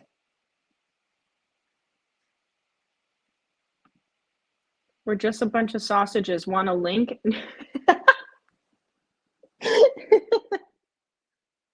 New pickup line unlocked. Why did that get me? That one was good. I like doing the one in person, like with friends or something. Like you'll be sitting there and like, like play flirting with your friends or whatever. I don't know. Maybe you guys don't do that. I do that. And I'll be like sitting next to him and I'll be like, hey, want to count shoulders? And like he or she will be like, what? And I'll be like, or like, what? Sure. And then, you'd be like, 1, 2, 3, 4. And it's so dumb and everyone knows it. But I love doing it. I'll just be like sitting next to my friend and I'll be like, want to count shoulders? Oh, gotta love it. On a link.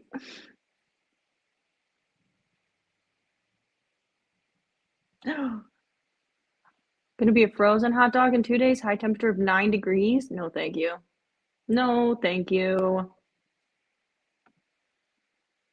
Rome, what is that in response to? Did Raven get your keyboard? Was it a cat? Did your cats get your keyboard? They've been banished to the nether realm. Oh, dang it.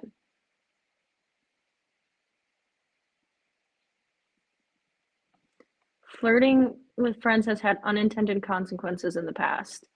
I don't think, honestly, there's of course been like a few occasions where maybe it's gone a direction I didn't intend, but very, very few. For like 90% of the time when I'm like flirting with friends, it's very obvious that it's like for fun. It's not me like hitting on them or them hitting on me. Maybe it's like a girl thing though, but I do it with all friends, guys or girls. So, but normally mainly with girls. I'll be honest, I don't tend to push that with guys too much because I don't want them getting the wrong idea, but girls tend to, like, go with it, and they're like, "Oh." But, yeah, so I don't think it's ever really misconstrued. But I also would only do it with friends that I'm, like, comfortable that I know they wouldn't misconstrue it, not with friends that I'm like, "I've known you for 2 days."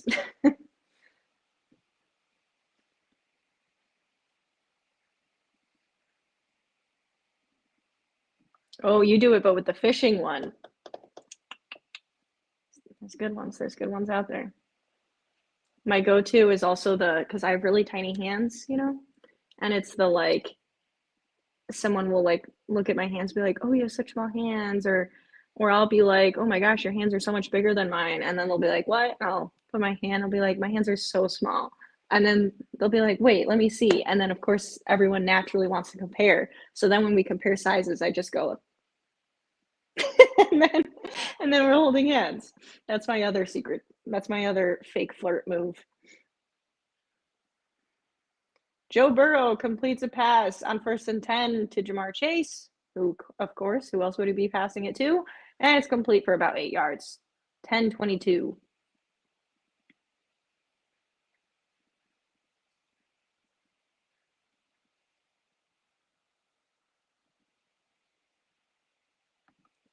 Yes, that was a cat, and I didn't even know it.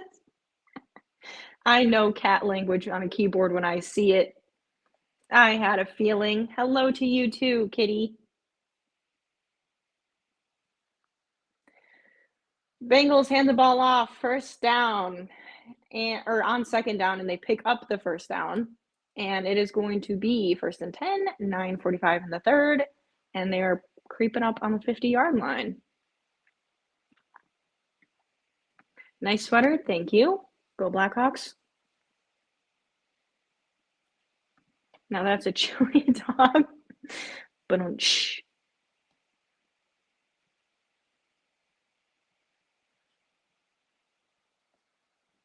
1st and 10.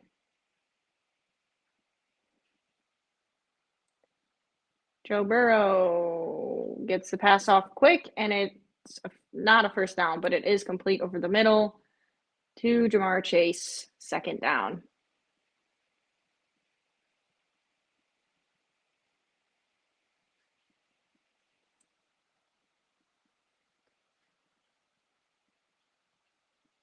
And they're at like the opposing 45 now.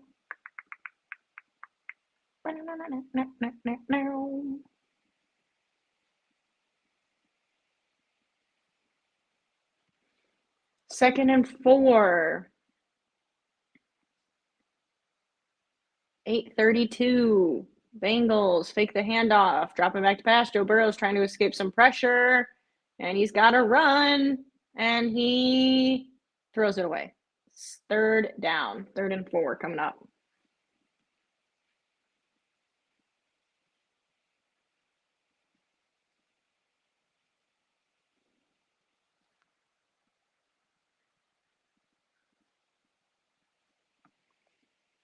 Yeah, if a girlfriend is playful with me, my go-to is to just disengage to avoid confusion. Not me.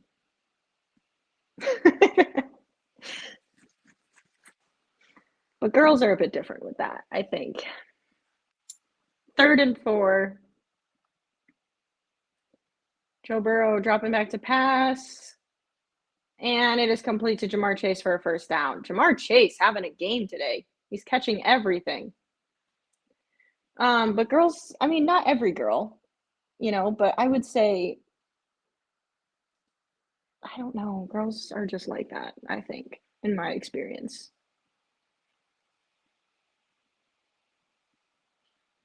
Like, I don't think guys, correct me if I'm wrong, but I don't think guys like look at each other and they're like, "Oh, dude, you look hot today." Maybe they do. But like girls will look at each other and be like, "Damn, you look good today. Like, you're hot."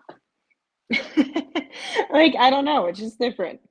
1st and 10, Joe Burrow hands the ball off, and it is going to be a decent gain, about 6 yards, maybe.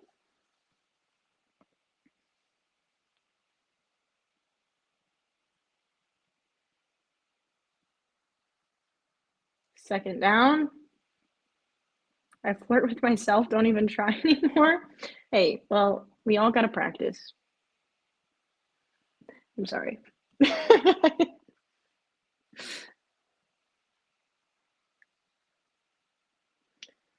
Second and 4. Joe Burrow grounds the ball. Pressure immediately. Third and 4. What? Me? I'm talking about real life. I'm not talking about that. I'm talking about real life. Flag on the offense. Replay second down. I would have just kept it third and 4, but okay.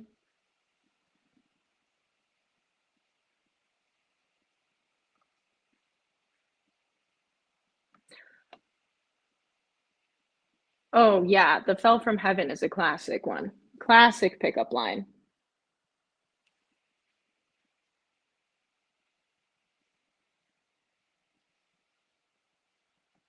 Second and 9. Joe Burrow dropping back to pass. And that is intercepted by the Cowboys. And Jamar Chase is with the tackle. I'm not really sure who Burrow was throwing to there.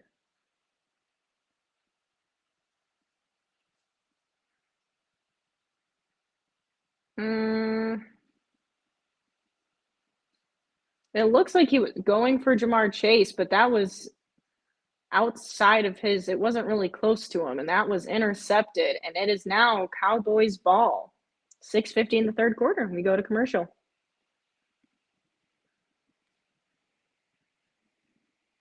Oh, Bry is talking about it. Okay, my bad. My bad.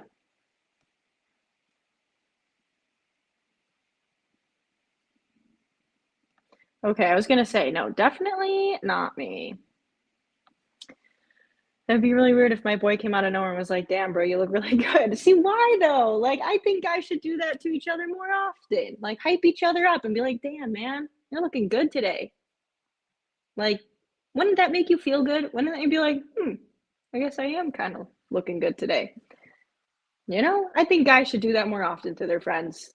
Like, damn, bro, you look hot today. You don't even have to say hot. You'd be like, damn, bro, you're looking good today. You look good. Your hair looks fire today. Whatever you guys want to say to each other. You should do that. Hype each other up. Be each other's hype man.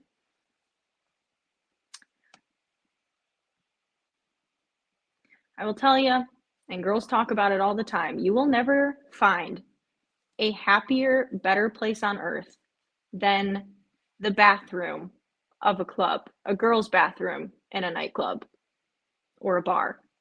That is the most positive, happy, peaceful place you can ever be on planet Earth. Like, every time you go to the bathroom, it is just like, it is like the Barbie movie. Like, it is the best freaking time. I remember, I mean, there's just so many good stories come from the girls' bathroom at bars. Like, everyone is just telling each other how amazing they look, and if someone is having relationship troubles, they're just like airing their grievances out in the bathroom, and other girls are like, dump him, like, don't put up with that, or like, oh my god, you need to work it out. Like, it is like a therapy session. It is a time for bonding.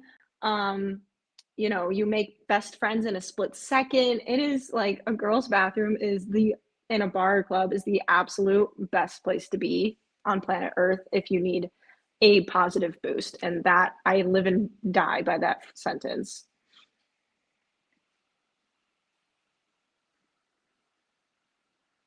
6:50 in the third. Cowboys have the ball after the interception, complete over the middle for the first down, and they're creeping up on the 40-yard line. Just like that.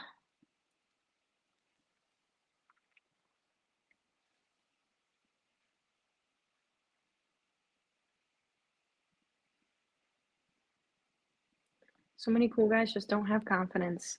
Gotta have confidence. Oh, Joe Burrow's mad at himself on the sideline.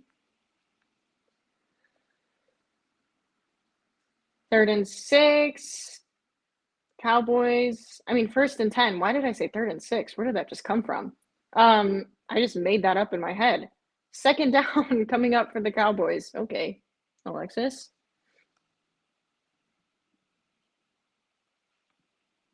Hey, brother, you look great today. Those pants really accentuate. No, oh, God. All right. All right. You don't got to take it that far. I mean, you can say that to your friend if you can. If that boosts his confidence, good for him. But,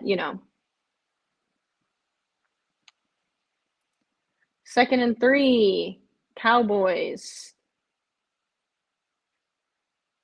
Ooh, and that's going to be short of the first down marker. It's going to be third and like inches. History still thrives. When I was in sales, flirting was a go-to tactic, which worked well. However, it led to some awkward conversations over time. I didn't flirt with men. However, I would compliment them on things, and it worked. It does work. Third and 2, Cowboys go to push it in, and they get the first down. But it does work. And also, I don't think it's like, I guess it depends how you interpret flirting, like I think there's like flirting when you're into someone and there's just like banter and like or like being a little extra like I don't know. I just don't I think, there are certain instances where it's like you could be like, "Oh, your shoes look so good." Like I don't think that's like overly flirty. I think that's just being like, "Oh." I don't know. I don't have a way to describe that. First and 10 coming up for the Cowboys. Oh, and that's only good for like maybe a yard.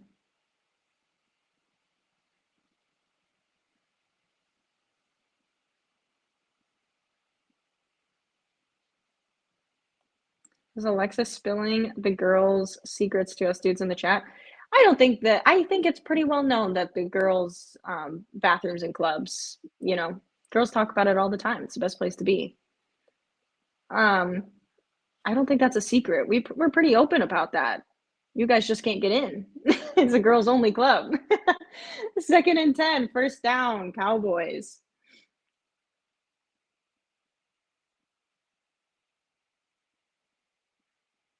But I would love to see a dude's reaction to just witnessing it, you know? Like, I think he would walk in and just be like, "What is happening?"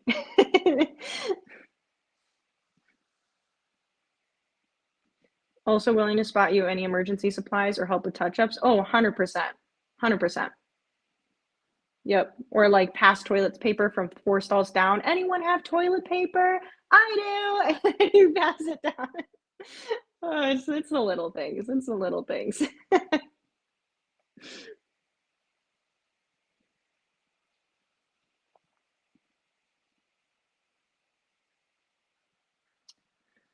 Pass falls incomplete. Almost intercepted, actually. That was good play by the edge rusher right there. Went right through his hands.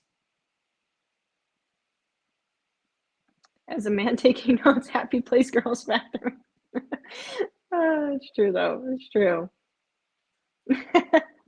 I'm giving you guys all the insights. Second and 10. Pass is complete, and it's going to be like third and 1, third and 2, 3:05 in the third. Um,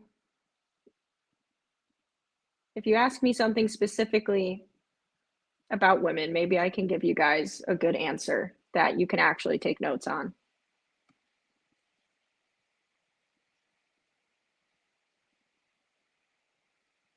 The place is a disaster. The girls' bathroom? I don't think so. When you're at the club and it's like 2 a.m., it's like the best place to be. You walk in and everyone's just like, "Hey."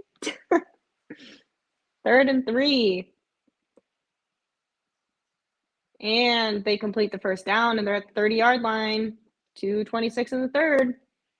I think it depends if you're at like a bar, like a dive bar, then sure, maybe at like 2 a.m. it's not the best place anymore. But if you're at like a busy place, it's a fun time.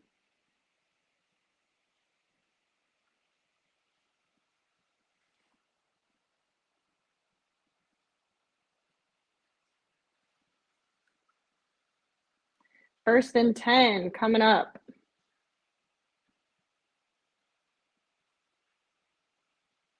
And I don't know why Cooper Rush decides to just run it up the middle and it gets absolutely nowhere. There's also a flag on the play, and there's a second flag on the play. That was a big flop by a Cincinnati lineman. That was like the biggest flop I've ever seen in my life.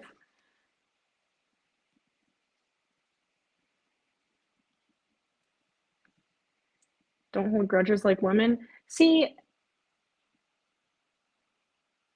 so there's holding on the offense, penalty declined, unsportsmanlike conduct, offense, and now it is going to be second down.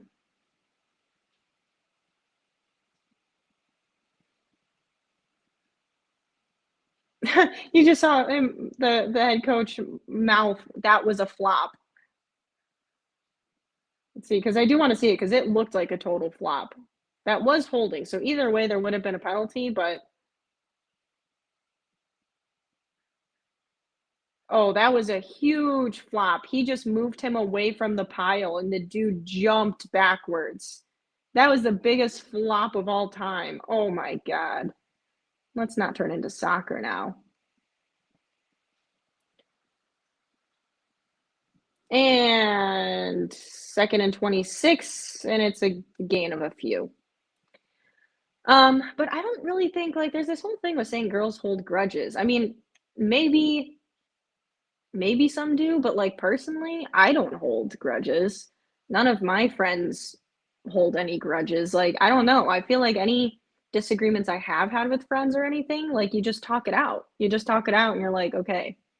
Like you may be mad for a day, but then you get over it and you talk about it and you're like, okay, love you. Like, I don't know. I don't know where the whole like girls hold grudges comes from. And they hand the ball off, and this is going to be a big run on third and 24. It looks like they were just going for the field goal and playing it safe, but that is it's now fourth and 10 for the Cowboys, 25 seconds on the clock. That's why girls take so long in the bathroom. At a club or a bar, yes. In a general sense, no. It's normally because the lines are much longer because we have to like, go in the stall and sit and everything else. It's not as easy as just whipping it out. Are Rome and I the only women in the chat with Alexa? Sometimes I forget that I'm speaking to a majority of men.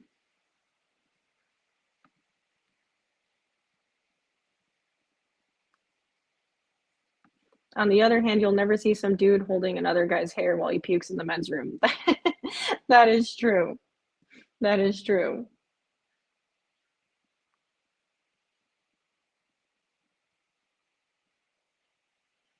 Sexiest thing a man can wear on a first date is confidence. So true. I think for anyone. Oh my God. The commercial.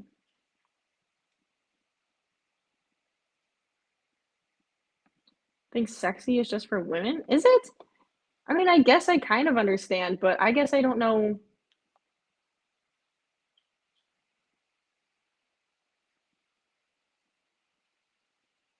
I guess it's like more of a feminine term. I kind of understand that. But like you're telling me dudes who do like the Magic Mike shows and stuff, you're telling me they don't like get out there and do their dance and they don't feel sexy doing their dance? There's no way. There's no way. They have to. Otherwise, why are they out there like doing the little dances? No way. They have to.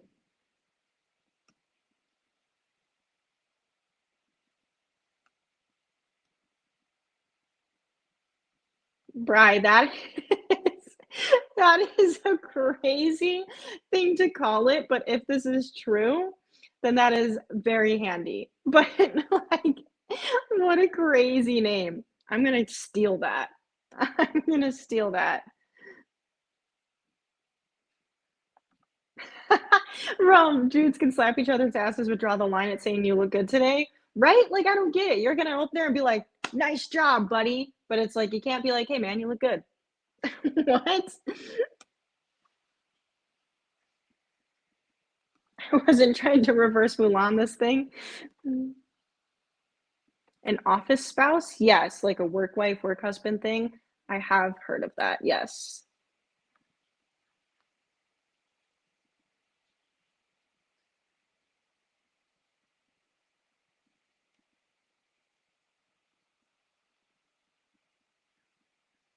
Yeah, but when you think about it, even with sports, you're in like spandex. Like that's like wearing leggings, like going up to your friend who's wearing tights or leggings and like being like, "Hey girl."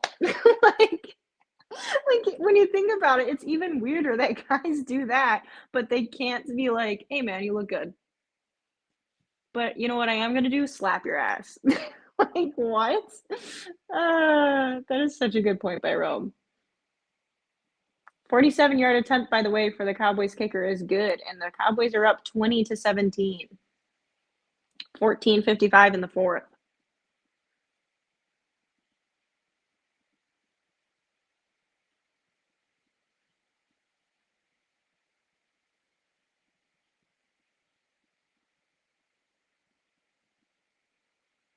I'll try to keep my actual NFL fandom neutral for as long as I can. From what I've been told, women have their club within a club interesting. Yes, we have our mini club within a club, and it's a great time.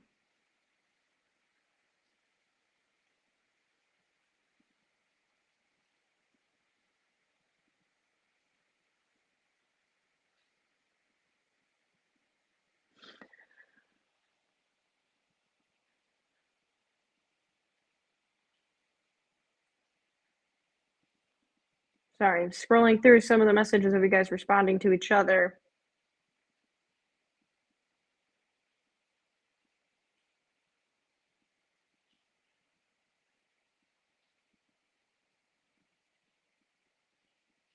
My philosophy is don't F up and there won't be grudges to be held. I'd say that's fair. I don't think I'm just realizing I ever tweeted that I was live, so I'm going to do that quickly just because I don't think I did.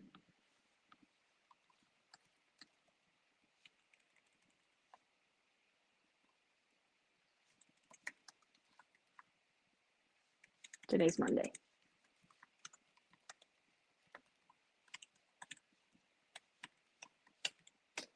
Jeez, Alexis, spell correctly.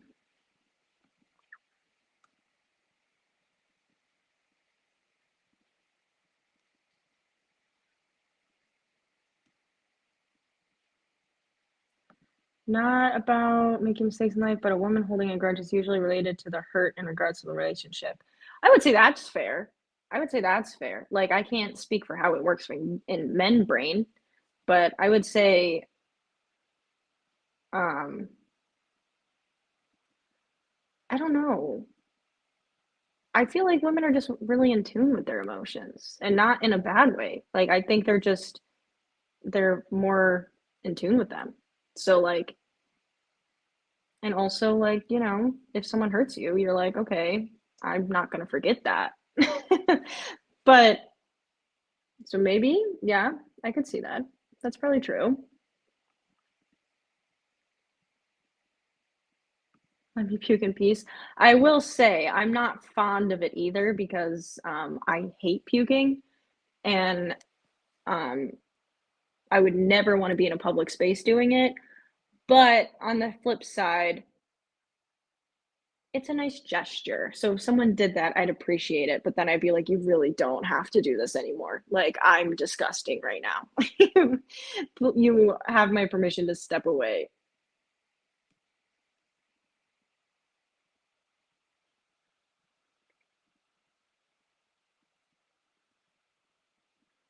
And the Bengals return it to about a little past the 30-yard line.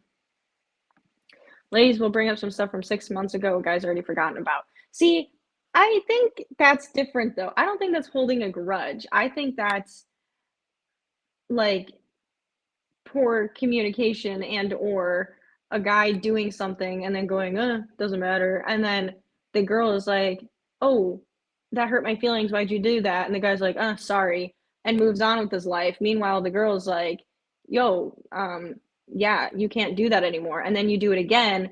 And then you're like, oh, sorry. And then she goes, oh, well, you did this already before. And then he's like, you're bringing up something from 6 months ago. And it's like, yes, because I told you the first time that I didn't like when you do that. But maybe I'm just speaking from a personal place.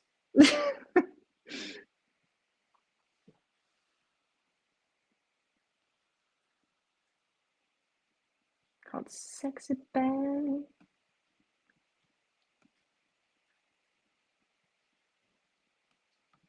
100% true. You actually have one? It's a little charcuterie board. I'm stealing that. I love that. I have never heard that. I'm gonna make one. Joe Burrow with a slant across the middle to Jamar Chase, and it's complete for a first down. How many freaking yards did Jamar Chase have today?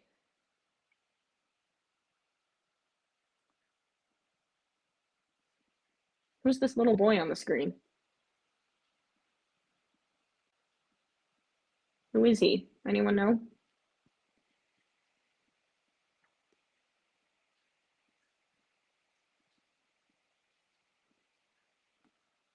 First and 10, Bengals. Hand the ball off, and that is going to be good for another first down, Bengals. 13:30 in the fourth. Oh, wait, what? They're saying second down. Second and 1? Okay. This reminds me of Get It On, where the male cheerleader who hangs out with women in cute outfits all day are seen as less masculine than the butt slappers. So true. So true. Second and 1, I guess, for the Bengals at the 35, opposing 35. Hand the ball off, and it is complete for a first down this time around.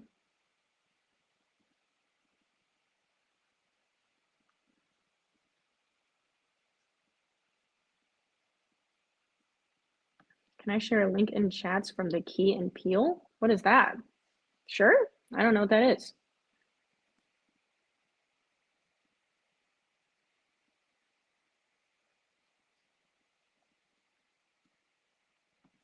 Gymnast level strength on those dudes, but also gymnasts have a certain perception too, I suppose. They do. Speaking as a former gymnast myself. Yeah, I remember like male gymnasts always had to deal with a lot of scrutiny for being like a male gymnast. And I never understood it. I mean, also I was a gymnast, so I know how hard being a gymnast is and like the work that goes in and how strong you have to be. Um, but I never understood it because I was like, do you realize like how skilled and strong these dudes have to be to do what they're doing? Like, I don't know. You may be able to bench a certain amount of weights, but this dude could probably like break your arm in half. Like a gymnast could probably break your arm in half if he wanted to. Like these dudes have use muscles that you didn't even know existed. And I was just like, how are you like, I don't know. I don't think you guys know who you're messing with.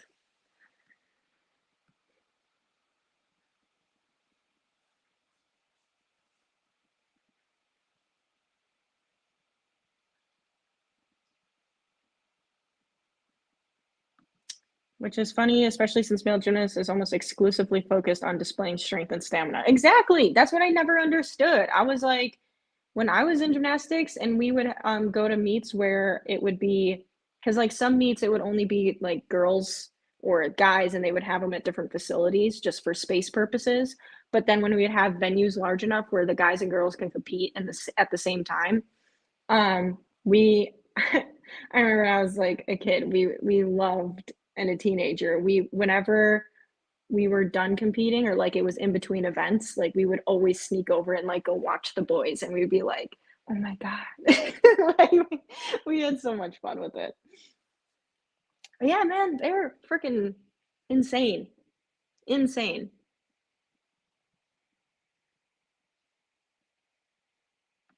Oh yes, please put in the skit.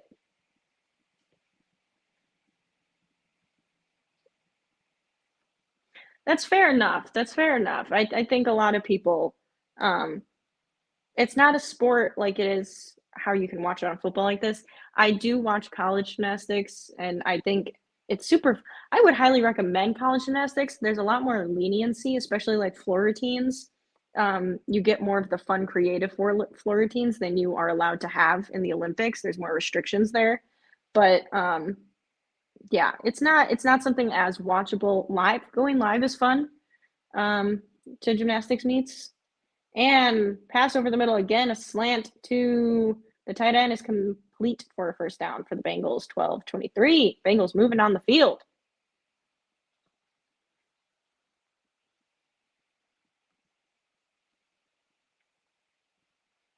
Forgot there was even a game going on for a bit.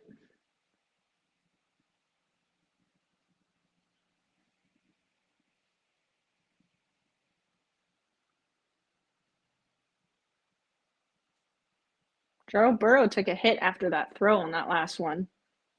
First and 10, Bengals are at the 20-yard line. 11:51 in the fourth. Burrow with the pass, and it's complete for a gain of a few yards. Curtis, I never understood why guys get super weird about getting hygiene products for women. Like, it's obviously not for you. Yeah, I don't know either. I think just because of the like whole for so long, the whole taboo of it all. It's just been like girls were even taught. Like when I was younger, it was something like you're not supposed to talk about in public. And I'm like, I'm not allowed to say that I need to go buy tampons in public because that's taboo. Like that's crazy. No, I disagree. Second and 4 coming up. Hand the ball off. Ooh, he gets upended for a gain of maybe a yard. Third down.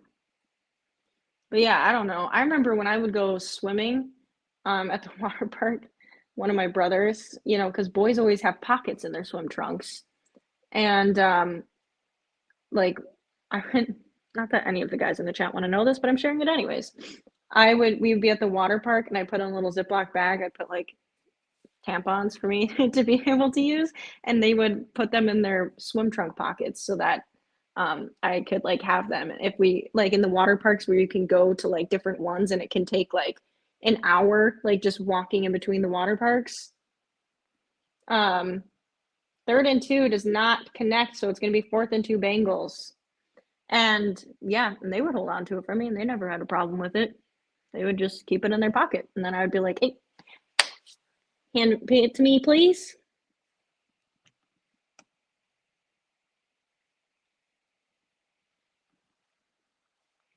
I'm supposed to be working, but this chat is too much fun. Actually, really like gymnastics. Try to catch it on TV when I can. Highly recommend, especially college gymnastics. It's a fun time to watch on TV. 4th and 2 coming up. And the field goal attempt is good, and we have a tied game again, 20-20, 10-24 in the fourth. I think gymnastics is one of those things where everyone knows how difficult it is, but I think no one truly knows how difficult it is until you were to try it. Like even the simplest skill on bars, like a kip, which is just how you get up onto the bar, takes so much strength and muscles you don't even know exist. And then the fact to not just do the skill, but to do it with perfect form, with perfect control, pointed toes, straight legs, perfect arms, like your head in the right position. Like, I don't know, man. I could go on a tangent about this because gymnastics is freaking hard. And I did it for like 10 plus years, and I was not one of the top gymnasts in the country. I could tell you that. And I competed against the girls who were, and it's a different playing field, man. Different level of talent that I've ever seen. The people who go far in gymnastics. It's crazy.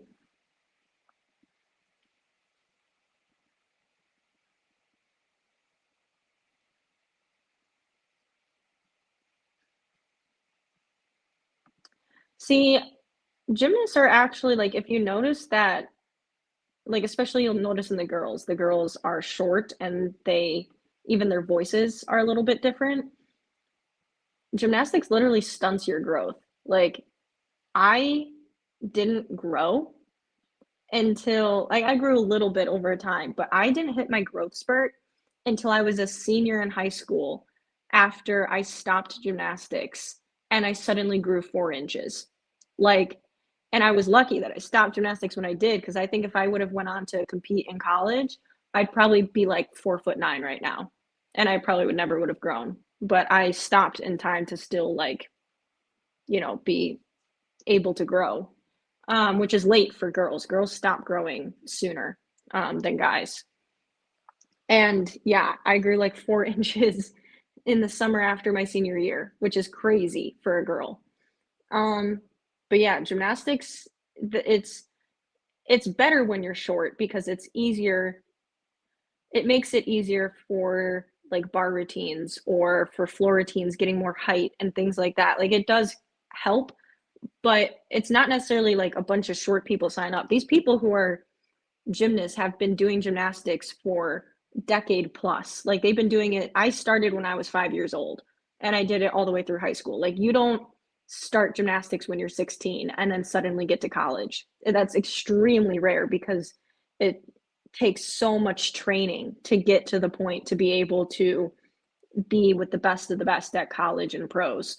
So like these people, it's not like it's just recruits short people. Like it's they're short because it stunts your growth because it's so hard on the body. Um, so yeah, it's crazy. It's crazy. It's extremely hard on the body. Like you're competing against G forces and like all sorts, like the amount of impact. Studies have shown it's like similar to like a car accident, the amount of impact on your joints from certain skills. Like it's crazy. It's crazy.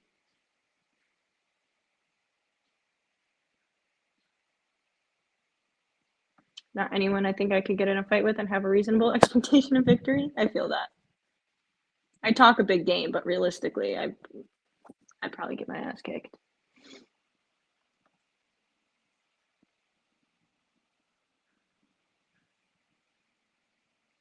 Good night, Taylor. Have a good night. Thank you for tuning in. Just fish from life. That was funny.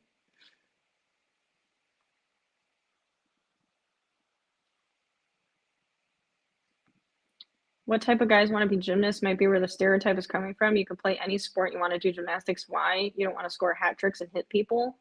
Like I said, you start gymnastics at a young age. It's not a sport. Very rarely do people get into gymnastics at like 13, 15 years old. And um also, sorry, 3rd and 11 for the Cowboys. The pass on 2nd down is incomplete. It's 3rd and 11 at the 30-yard line. But very rarely do guys join gymnastics when they're like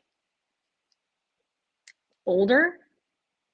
So the guys who choose gymnastics, they start it when they're kids. They start it when they're like 6, 7 years old. And it's a sport when you're working for it like that. 3rd and 11, dropping back to pass and pressure right away, and he has to throw it incomplete, and it is 4th down. 9:43, and the Cowboys are gonna have to punt it away. But yeah, it's a sport like it's a sport where there's so much more technicality to it than people realize, and the skills are so difficult to learn that like it literally takes years to learn certain skills. It takes years to develop you have to build off of skills. Like you can't just part of the reason is people can't come in at like 16 and just start gymnastics and become a pro is because these skills that you have to learn in the beginning slowly build up over years and years and years to be able to do the highest level skills. So like it's not necessarily something you could just jump into and just start doing these insane skills. You have to have the foundation of how to do other things first. So yeah, anyways, it's not like these guys are like they're like 6 years old and they're a gymnast and then they train at it and then next thing you know you're 18 trying to get a college scholarship. Like it's just what you do. Plus, gymnastics is a pretty tough as hell sport. I'd say it's just tough as hell as, you know, playing football. I know it's not the same type of sport, but like It's not a contact sport, but doesn't mean it ain't tough. Alexis never shutting the perfect allegations. Joe Burrow getting hit, shocking. Yeah. Oh, dang, maybe it blocked you. But sounds good. Put it in the comments.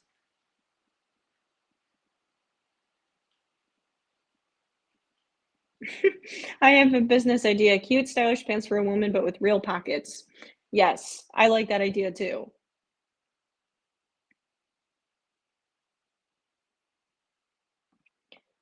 A few years ago, my brother, who was living with me at the time, called me over so I could pick up the still plastic wrapped tampon he found on the bathroom floor. He didn't want to touch it. Dude was in his mid 20s. Oh my God, like a fully packaged one? What? It's fully packaged. That's crazy.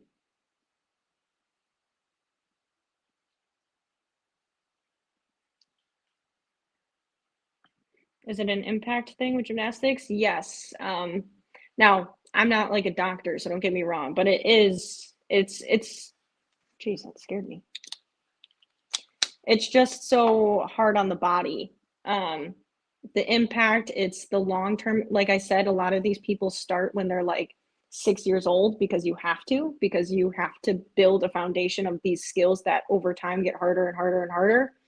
Um, so it's also the impact plus the how long you've been doing it for that it just is hard on the body, I guess. And I guess, maybe it's partially because like the amount you practice too. Like I was practicing 5 days a week and on Saturdays, and during competition season, I'm practicing 5 days a week and then competing Saturday and Sunday.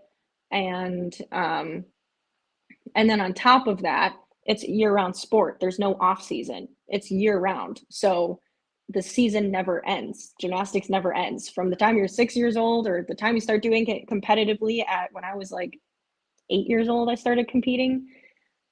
Bengals run it on 1st and 10 to the 30-yard line, second down, 9:27 in the fourth. Yeah, I was like 8 years old when I started competing. And the minute you start, it doesn't end. It's every day for 10 plus however years you compete. There's no off season, there's no stopping. So I'm sure that's probably part of it too. There's not even a week off. Like unless your family goes on vacation and you take a week off, there's literally no days off ever. They'll close the gym for Christmas and then open the next day and there's practice. Bengals complete the pass over the middle, first down, and the Bengals are at the 50-yard line. Bengals are suddenly moving down the field again. Scottish Bear, good morning from Scotland, friends. Good morning. Welcome in, Scottish Bear. Appreciate you tuning in. I hope you have your cup of tea or coffee or whatever you drink in the morning. I could go for a cup of tea. I wish some of these games were in the morning. I would love to do a morning stream with my cup of coffee. Gymnastics puts such stress on the body, it helps puberty and most of its form growth period. Yeah, it does. Yep. It did for me. It did for me. 1st and 10. And that is stuffed. That's a loss of yards on the run for the Bengals. Second down. I actually think, I mean, I have no way to prove this, of course, but I actually do think that had I not done gymnastics, I probably would be, I always say I'm 5'4" on a good day. I think if I hadn't done gymnastics, I'd probably be 5'5", 5'6", so nothing drastically different. But I do think I'd be a little bit taller. But I was still luckily able to grow a few more inches when I was 18 years old, which is like not common at all for women. 2nd and 3, Joe Burrow with the pass, and the ball comes out, and I think that's going to be a fumble. And that's a Dallas Cowboys ball. Oh, no.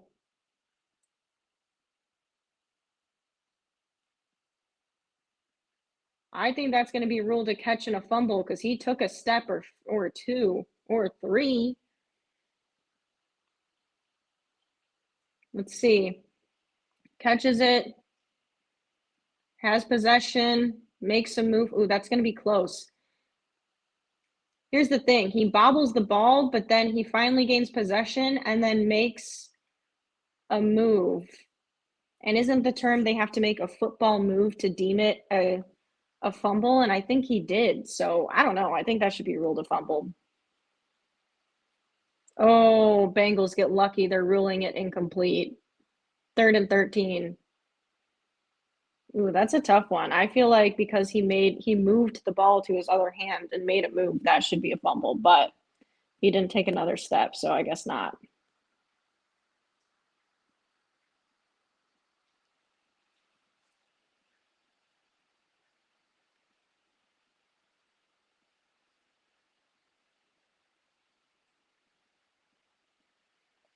They're replaying it again.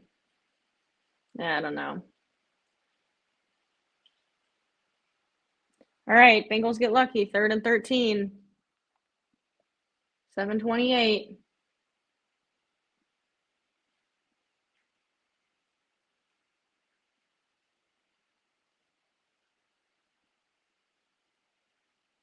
Seven.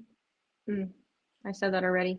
Joe Burrow dropping back to pass. There's pressure, and he is sacked, and the ball comes out again, but the Bengals recover it. And Joe Burrow looks like he's in pain. I don't know. The head coach for the Bengals wants a flag. I don't know on what. I think Joe Burrow is hobbling off the field. He either wants a flag or he's yelling at his team for doing something wrong. I can't tell.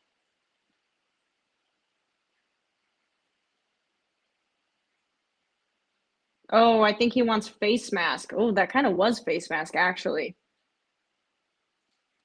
And doesn't get called. That should have been a face mask, and it was not called, and it is 4th and 16. Bengals kicking it away. Ditto on the late growth thing. My mother was a gymnast. I dabbled, but mostly to help improve my snowboarding, skateboarding, rollerblading. They didn't call it parkour back in the day, but that too. Yeah, it's a very good sport for Bengals now get a delay of game too on that punt. Um, it's a very good sport for if you're trying to improve whatever sport you're in. Like gymnastics is a very good way to improve your coordination and your strength and flexibility and like everything. Um, it's also why like there's so many kids classes because it's really good with helping fine tune motor skills at an early age. Like that's what I'm telling you, gymnastics takes a lot.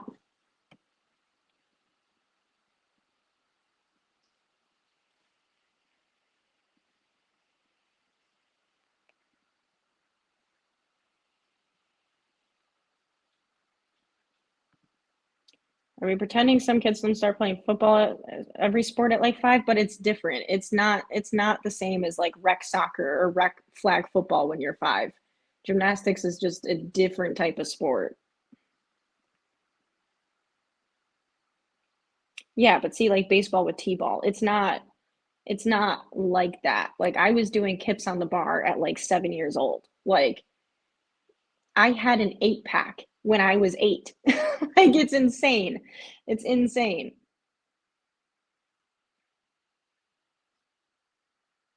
I remember one time my stepdad, like I was like 10 years old and I was in the kitchen and I was getting a snack before gymnastics practice. And my stepdad looked at me and he was like, holy shit, you have like more muscle definition than I do. And I was like 10, so I just laughed and was like, oh haha. And I remember him looking at my mom and like going, is that even healthy? Like, because I was ripped like as a 10-year-old. Like, it's insane. I miss having an 8-pack. Don't have one anymore, but I did at one point. But yeah, they also don't have to start at 5 years old to be a pro football player. I'm sure maybe it helps, but like for a gymnast, you have to, like, once you become competitive, you have to be a competitive gymnast for years and years and years and years to ever get to a level of college or pros. Like, like I said, the skills build off of each other and it takes many, many, many years to like build up to certain skills and be at a level to do what you can do at the college and pro level.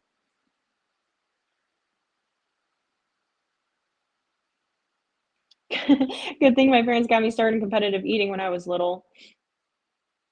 Wouldn't that be something? You know what, honey? You're not gonna be an athlete. You're gonna eat. I think every kid would be happy with that. Yeah, that's true. Yeah, you can't do that with gymnastics. You could never. You could never. You may be able to do some flips on the floor, but if you're talking um like beam bars for guys, the rings, the pommel horse, like there's no way. Competitive therapy. As Big 12 champion, I have returned.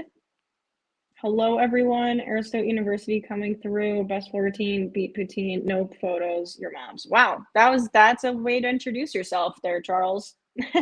It's quite the opening message.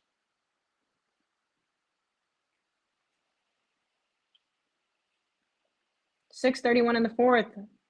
Cowboys. I almost said Dolphins. Why do so many different team names come to my head randomly?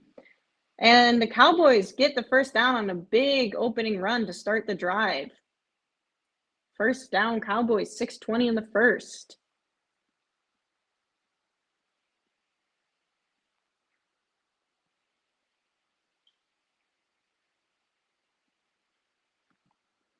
When I boxed professionally, I could do 15 upside down military shoulder press and walk on my hands doing it.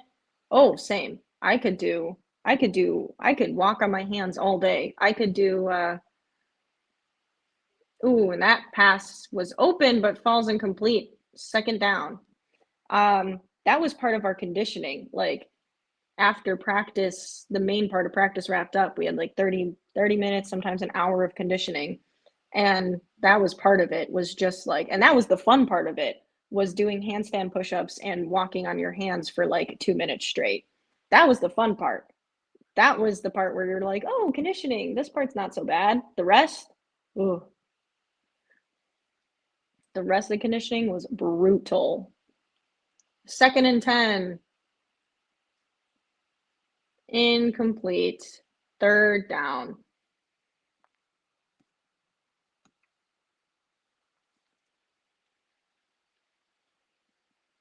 I can tell you, I do not miss that.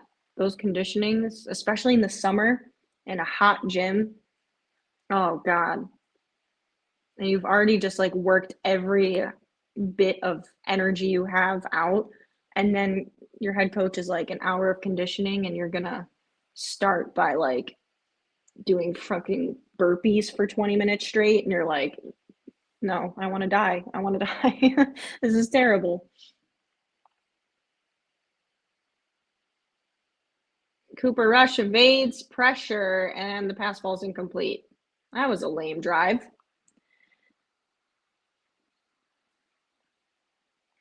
And then you'd have to do all the bar conditioning exercises. Oh, and the ladders and the rope climb without using your feet. And oh my God, I hated conditioning.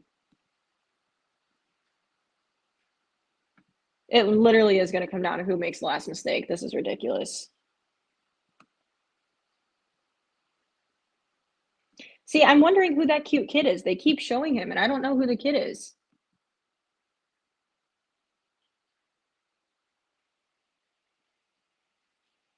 And there's a flag on the play on the punt return.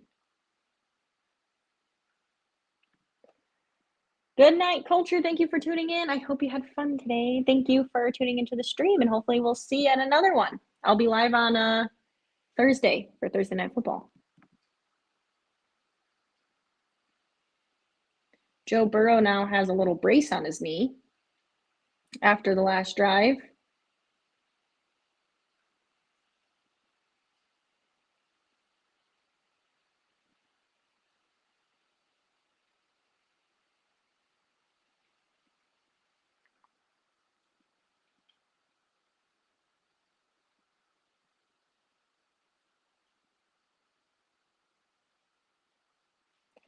Let's see.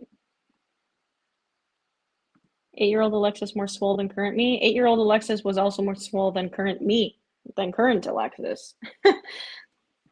I not that I necessarily want an 8-pack, but I definitely miss how fit I was.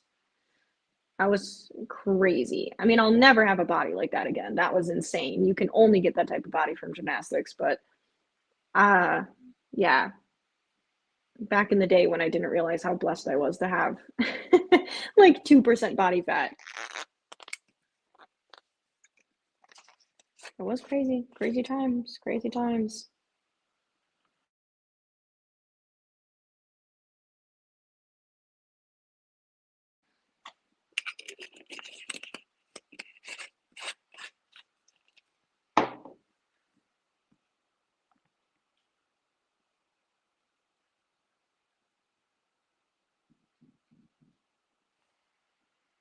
Someone is knocking.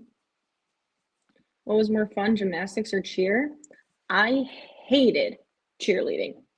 My mom made me do it because I competed gymnastics through club because my high school didn't have a gymnastics team. So I had to do gymnastics through club, which is better in my opinion because it's harder.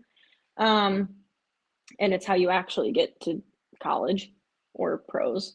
But because of that, my mom was like, you need to do a sport in school, which is funny because she wouldn't let me do soccer. She wouldn't let me do softball. She wouldn't let me do any sport I actually wanted. Um, but then she signed me up for cheerleading. And I was like, no. But then I wasn't given a choice. So then I had to become a cheerleader. And I made the team because I was a gymnast. I could do everything the cheerleaders do. And yeah, so then I had to be a cheerleader and I hated it. Um, yeah, did not enjoy cheerleading. And yeah, it was not fun. And then, like, there were good moments here and there with it, but for the most part, I really did not enjoy it. So definitely gymnastics more. First and 10, Joe Burrow completes the pass to Jamar Chase for the first down. Um, but gymnastics or cheerleading was also weird because I just didn't enjoy it. My mom made me do it, and then on top of that, it was like I wasn't part of like the clique of girls that were in cheerleading. Like a lot of the girls had been in cheerleading together for years, and I was not part of that. And on top of that, um, they were more of like the cliquey crowd, and I was not part of that crowd. And then um, I'll say this after this first down. Joe Burrow pass is complete, and it's going to be a gain of a few. And then my sophomore year of high school, this is a long way to answer your question. My sophomore year of high school, one of my teammates on the cheerleading team passed away.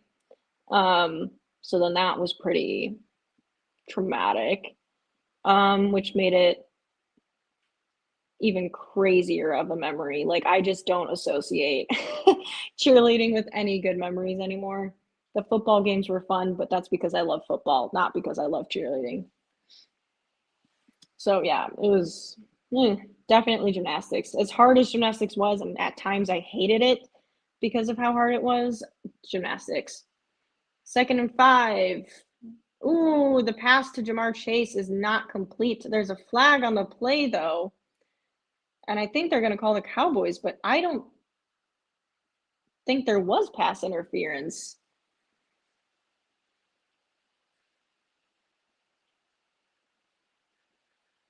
At least at first glance.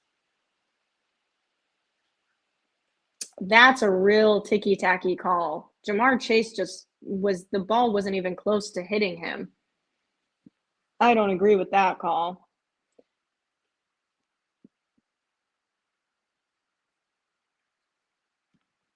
Trying to do gymnastics without training is just competitive bone breaking. Competitive bone breaking and competitive torn ACL, MCL, everything in between. Rotator cuff, broken arm, everything. Broken neck.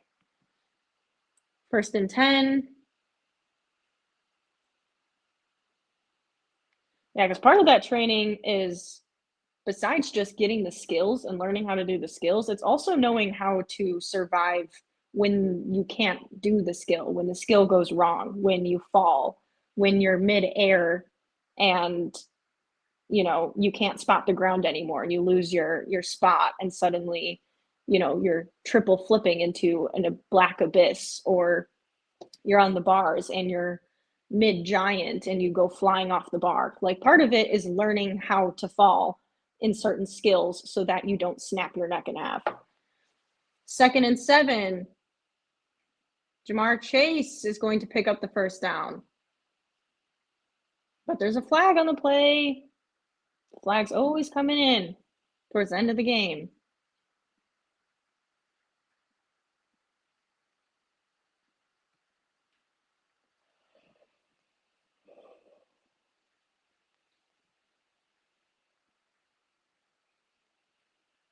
It's going to be against the Bengals for holding.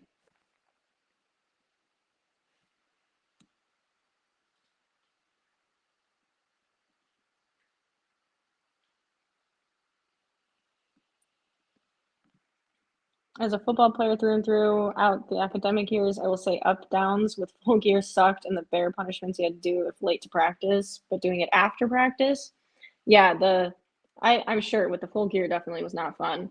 For us, I guess the alternate to that would be we would have like weighted stuff like strapped onto us, like around our waist, on our ankles, and we would have to do stuff. And then, yeah, it would be like for an hour after practice, we would be doing conditioning. It was awful. And Joe Burrow scrambles around the pocket for 100 years, gets a pass off, and it's good for a few yards, but there is a flag on the play. Don't know if that's coming back. They let the play continue? Yeah, okay. It is holding on the offense, 2nd down. I thought so because Joe Burrow had way too much time there.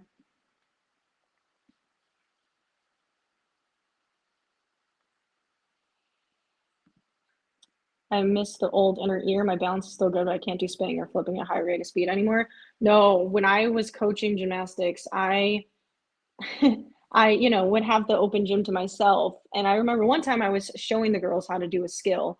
Um, and I like started seeing stars after, and I was like, "Ooh, don't have the same capabilities as I used to." And then I stayed after with one of the girls who was on the college team that was back home for the winter and was like practicing. So I stayed to like hang out with her and talk.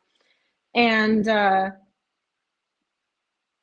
and 26, the pass is complete for a few yards. 3rd down, 2:57 left in the 4th. And I remember I did some skills with her, and I decided to like mess around in the gym while she was practicing and stuff. And I literally like came down and my ankle just completely folded in half. I fell on the ground. I was seeing stars, and I was like, yeah, I cannot do this anymore. I do not have the abilities that I used to have, and my brain and my balance and everything is not what it was when I was a competitive gymnast. 3rd and 20, Joe Burrow is going to get sacked. Ooh, boy.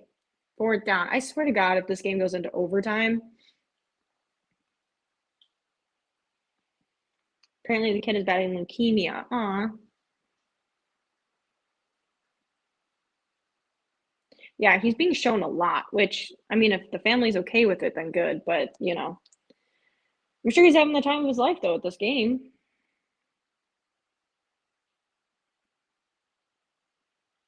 But he's definitely getting shown a lot.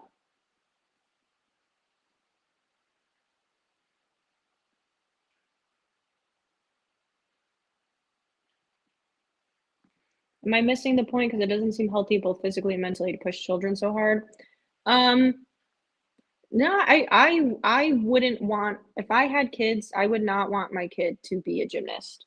Um, if they really enjoyed it and that's what they wanted to do, I would support it. But I personally, it's definitely hard on the body. It does teach you very good life lessons. It helps you build a lot of resilience, whether it's like dealing with training, with learning skills over and over, getting coached hard, um, showing up on time to practice 5 days a week and then every weekend and for 365 days a year. Like there's a lot of good life skills in there. But, Yeah, I personally, if I had kids, I wouldn't want my kids to be a competitive gymnast. But if that's what they wanted, that's what they want, I guess.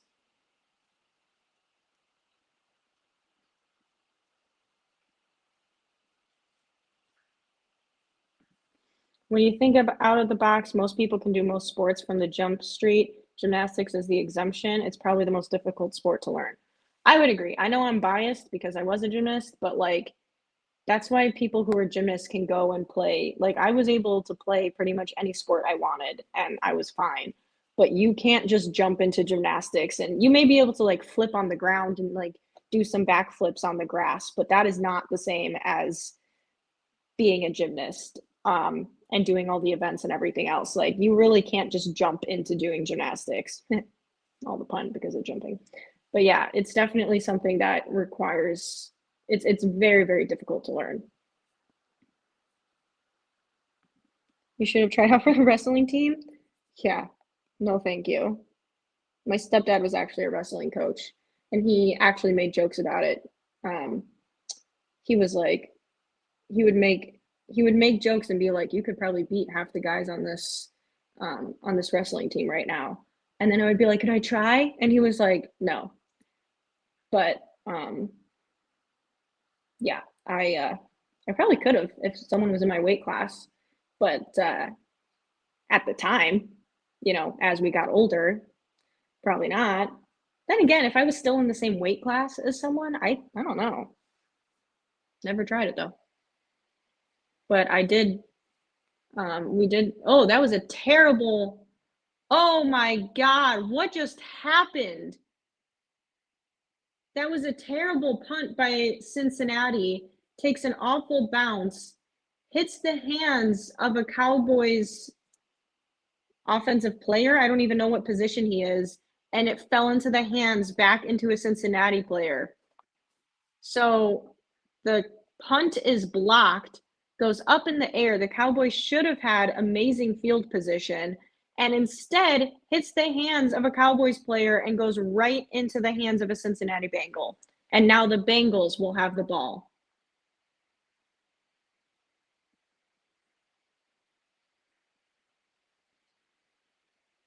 Oh my God. How do you mess up like that? It hits him in the hands and then goes into the Bengals' hands. That's terrible.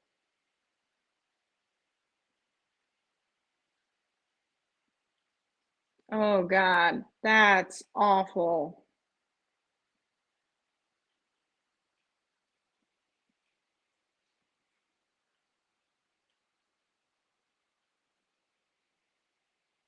Oh my God. If this leads to the Bengals scoring, that Cowboys player is going to eat himself up tonight. That was awful. What team do you want to win? I don't really have stake in either team. Doesn't really matter to me. Joe Burrow dropping back to pass. It is complete for a first down, out of bounds. Clock stopped 149.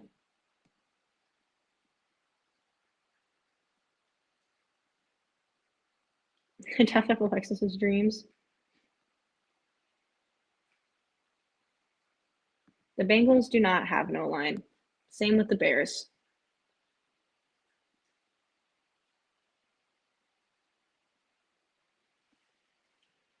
Second and 3 coming up. Bengals run the ball and they get the first down and they're at the 40-yard line, 143 in the fourth. Scottish Bear, my brother was a professional stuntman and trained with Jackie Chan's stunt team. I remember Jackie Chan told him training with the peking upper or pecking upper 20-hour days, kung fu and gymnastics, he was tortured. Yeah. Yeah, stunt people are crazy. Crazy the stuff that they do. My mom wanted me to be a stunt woman. I was like, no. First and 10, Joe Burrow going for the pass, and it's complete to Jamar Chase, who's wide open and running it in for a touchdown. Oh, God. What a great series of events for the Bengals. What a terrible series of events for the Cowboys. Block a punt just to have it drop from your hands and go into the hands of a Bengals player, just to then allow the Bengals to score a touchdown with 1 minute left in the fourth. Wow. Wow, wow, wow. Just awful.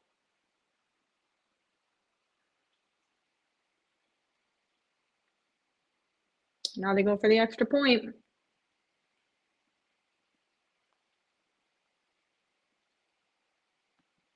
And it's good. Bengals are up 27-20. My niece started toddler gymnastics a while back and also learned riding. I'm really glad she's a lot more into horses than gymnastics. Yeah, I mean, gymnastics definitely good when you're young, like for toddlers' age. That's why they do rec classes to help with motor function. But after that, when it gets into competitive, that's when I'm like, I wouldn't do it, but I wouldn't do it.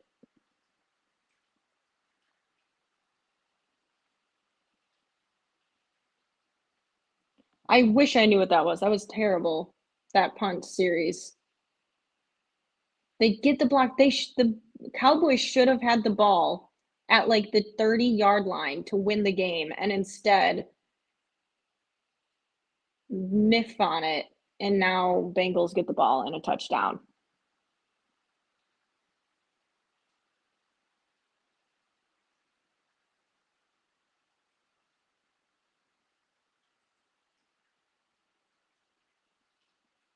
Why is NFL Twitter just showing replays of Simpsons? That's weird.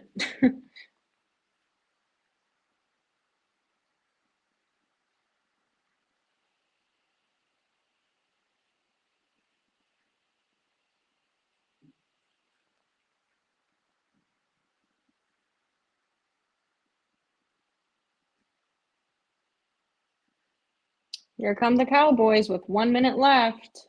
Micah Parsons is on the sideline throwing a temper tantrum.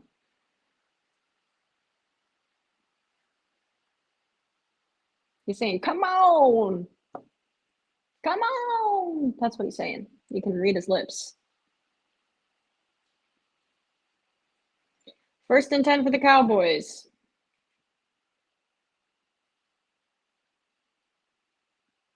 Cooper Rush dropping back to pass, and it's complete for a 1st down.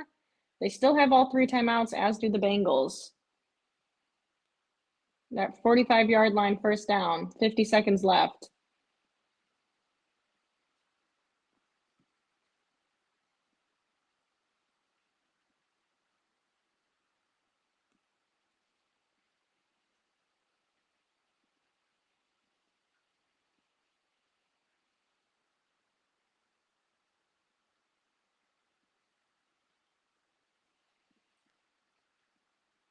Did say whatever comes through up last. Yep.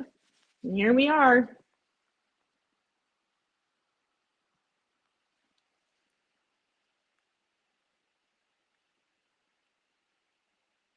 All right, 1st and 10 Cowboys, 53 seconds.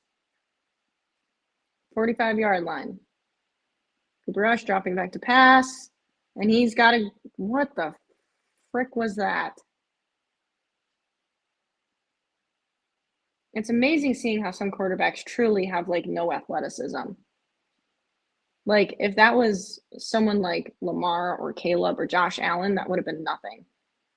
And Cooper Rush is going to be sacked 2nd and 7. Oh boy, this is a terrible drive now.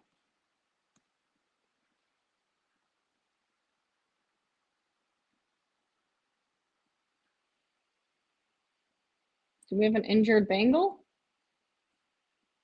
Or we have someone praying? What's happening? There's a Bengals player just going like this.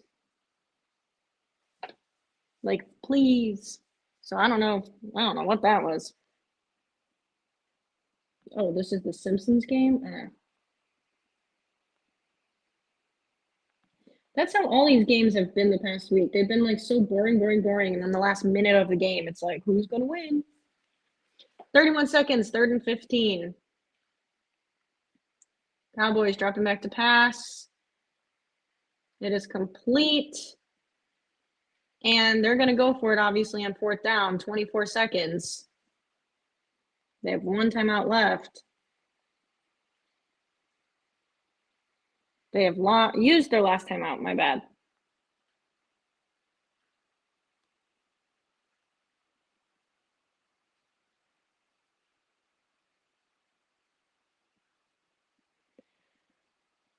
Oh, man. I think I can remember that, and my ankle's busted. Yeah, that was terrible on that.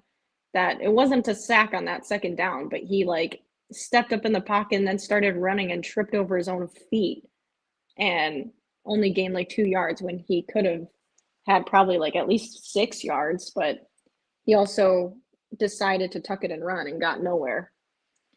4th and 7 for the Cowboys.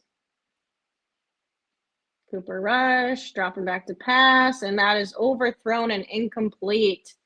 And now Bengals will have the ball and are going to win the game with a kneel down on the clock.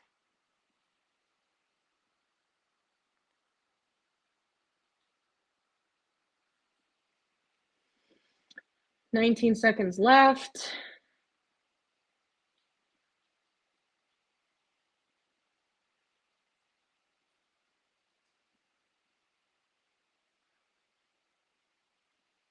Yikes.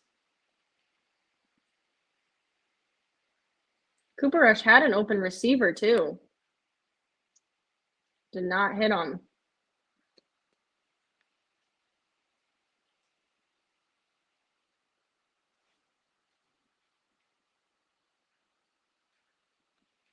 Wait, there was a gruesome knee injury in this game? How did I miss that? How did I miss that? Where was the gruesome knee injury? Micah Parsons is pissed. He's just walking by himself to the locker room. That's interesting. He's not even doing the handshake line. He just literally got up and walked to the locker room.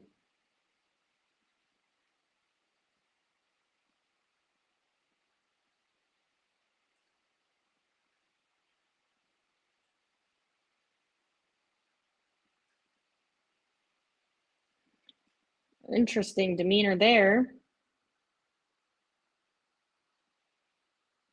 Parsons is pissed. Yeah, he's gone. He went straight to the locker room, no handshakes, nothing. What? Marvin Overshown.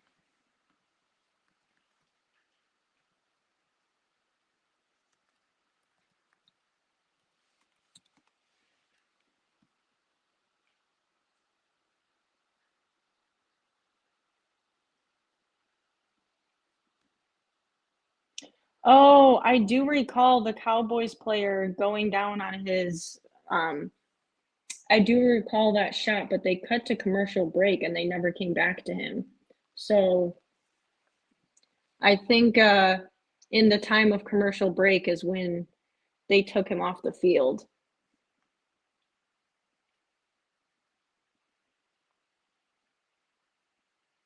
But I do recall him on the ground.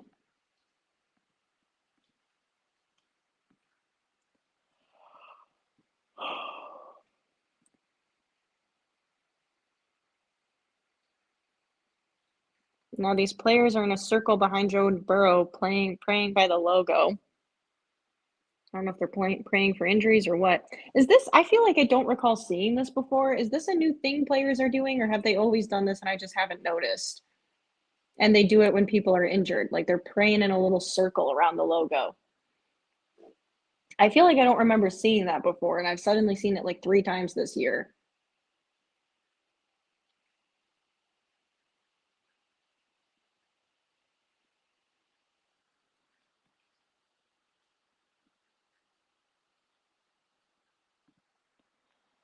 Curtis, can't decide if I'm sad we didn't get overtime with the $5 super chat.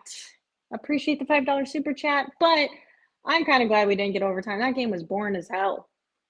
Even on the last minute, it only got interesting because of the mistakes, but that was a boring game. But appreciate the super chat.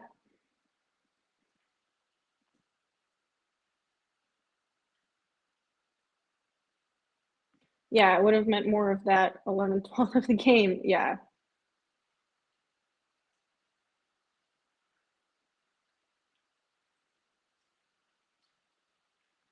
This is a stupid Dabo thing that has spread.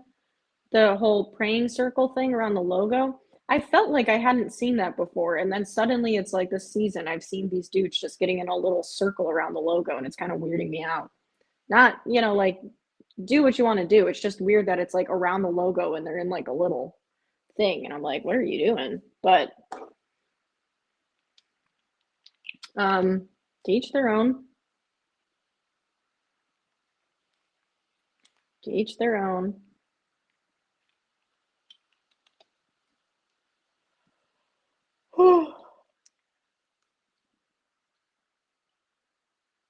At least I'm gonna blame him without looking it up because I boo him.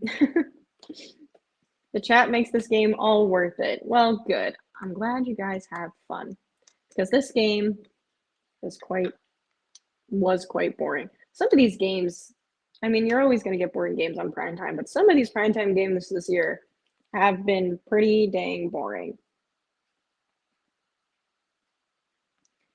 Unfortunately.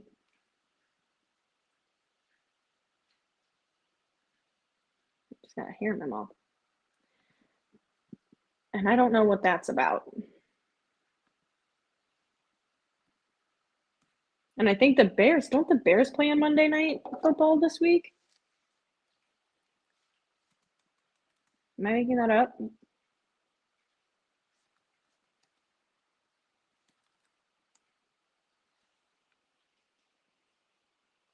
Yeah, Bears and Vikings play Monday night. Oh, God. Okay, well, that'll be interesting. Or will it? So we have Thursday night football, and then our next Monday night football game is going to be the Bears and the Vikings. Now, last Bears Vikings game, the Bears played fairly decently, and we went to overtime. But this game, after the way they've been playing, we'll see how that goes. They're replaying the clip of Micah Parsons just walking by himself back to the locker room without shaking hands with anyone.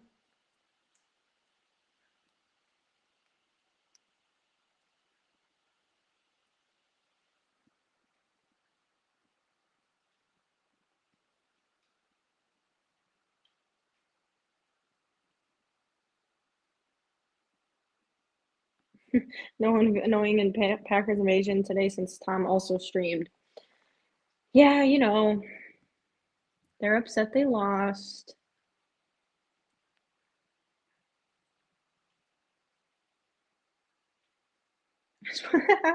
As insane as Charles is, at least. As he comes in with the freaking malaria question again.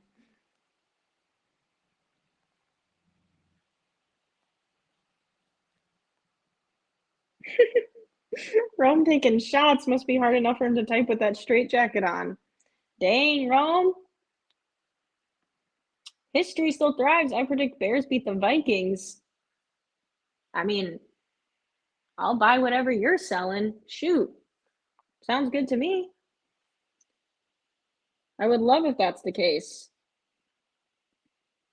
Definitely, I feel like the Bears have to get another win before the season ends. Now, will they? I don't know. But I feel like, I don't know. I'm just like, there's no way they don't? How do they not get at least one more win on the season? Then again, I thought they had a good chance against the 49ers, and we all saw how that worked out.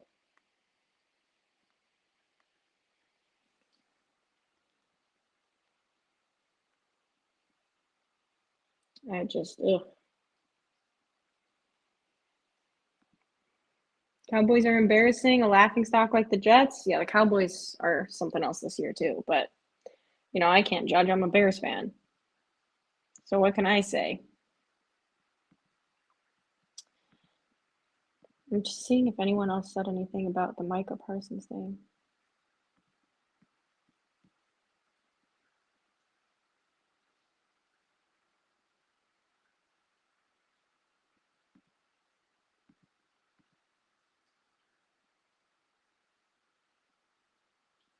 I like that the NFL Netflix is having Kay Adams and Mina Kimes on the Christmas Day NFL doubleheader. There's going to be a whole group of people who are not going to be happy about that, and I hope they watch every minute of it.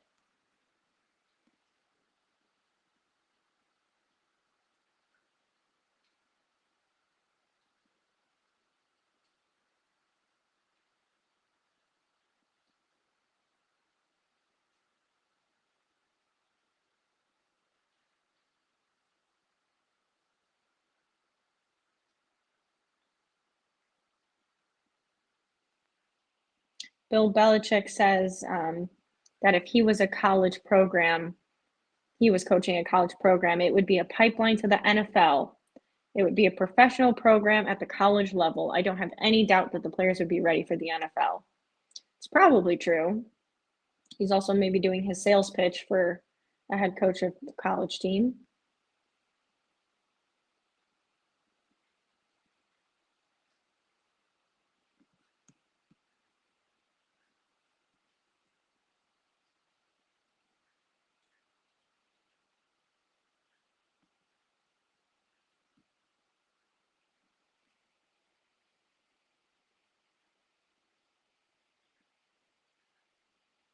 Bears need to eat something besides crow. Bears need to eat some Viking people this Monday. I regret saying that.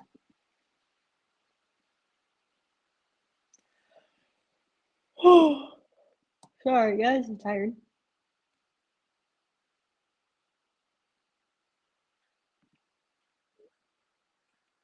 Oh, wait. Bill Belichick is supposedly talking to UNC. Yeah, I did see that as well. I did see that as well. I feel sorry for Parsons and Myles Garrett. Myles and that defense kept killing drives and getting the Browns chances to get back in the game, and Jameis kept giving the ball back almost immediately. Michael Parsons today was definitely feeling it. He was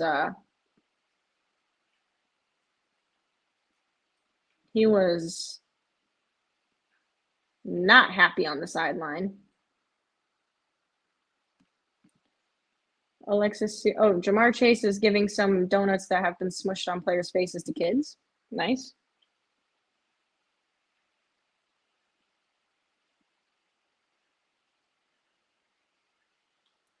Let's see the sweater. This is the Blackhawks sweater. I would turn the lights on, but the battery's dead, so I can't.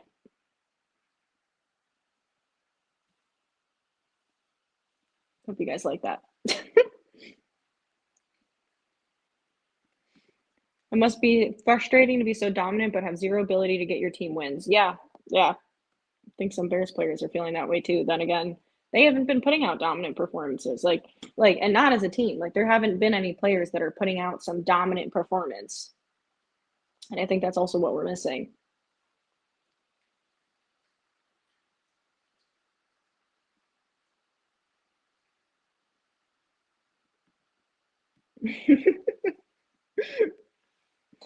Life in Rome taking shots. They didn't come to play tonight.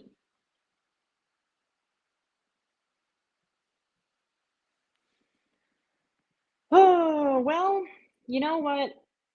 That was kind of a boring game. The Bears had a terrible game on Sunday, but you know what? The Blackhawks won. And that we can at least rejoice in. And that's a win that Bears fans and Packers fans can have joy in because the Blackhawks are Illinois and Wisconsin's hockey team. We can share the Hawks. Oh, news for anyone who's a Marvel fan. Chris Evans has been cast in Avengers Doomsday. It is currently unknown who he will be playing. Okay.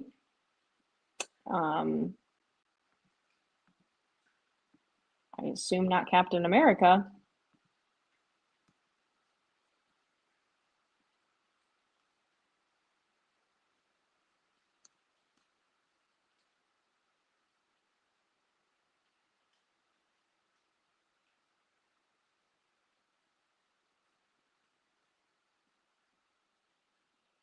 Well, they're saying it's going to be Hydra Cap.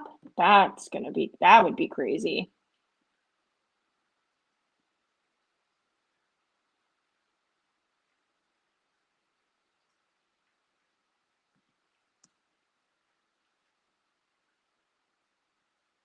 So we have Robert Downey Jr. playing Doctor Doom, and we have Captain America, Chris Evans playing maybe Hydra Cap. That's interesting that you're bringing back two like well-known fan favorites in Captain America and Iron Man, which I know it's like off the comics, but like really.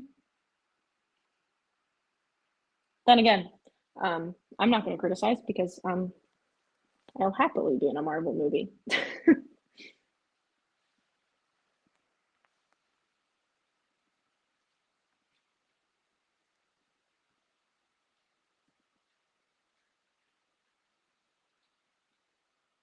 Oh, by the way, with the Blackhawks win, that's the first NHL win for a Swedish-born NHL head coach because he is also the first Swedish NHL head coach. So good for him.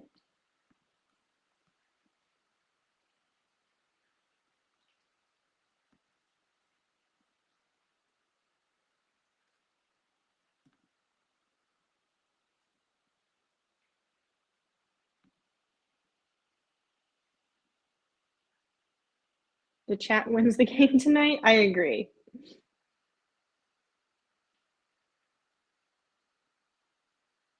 Yeah, Vikings Monday Night Football. I'm nervous about that one.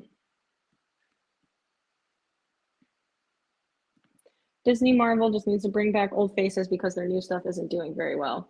Yeah, I mean that's probably why, because they know the old faces will bring in more viewership, but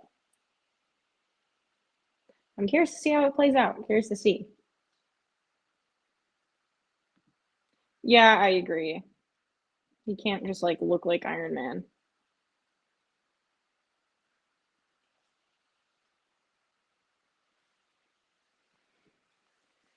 I agree, I agree. Oh, there's a taco commercial? That looks freaking good. I could go for some tacos.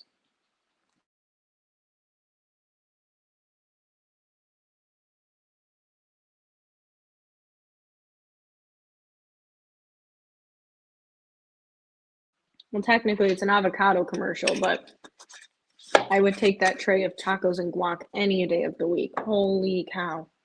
Oh, I love tacos. What's up, Asher? Coming in late? How you doing? I am unfortunately going to have to wrap up the stream here in a minute because it is 10:30 p.m. But I, of course, you missed the most boring game and most interesting chat. Ooh, my shoe came untied somehow.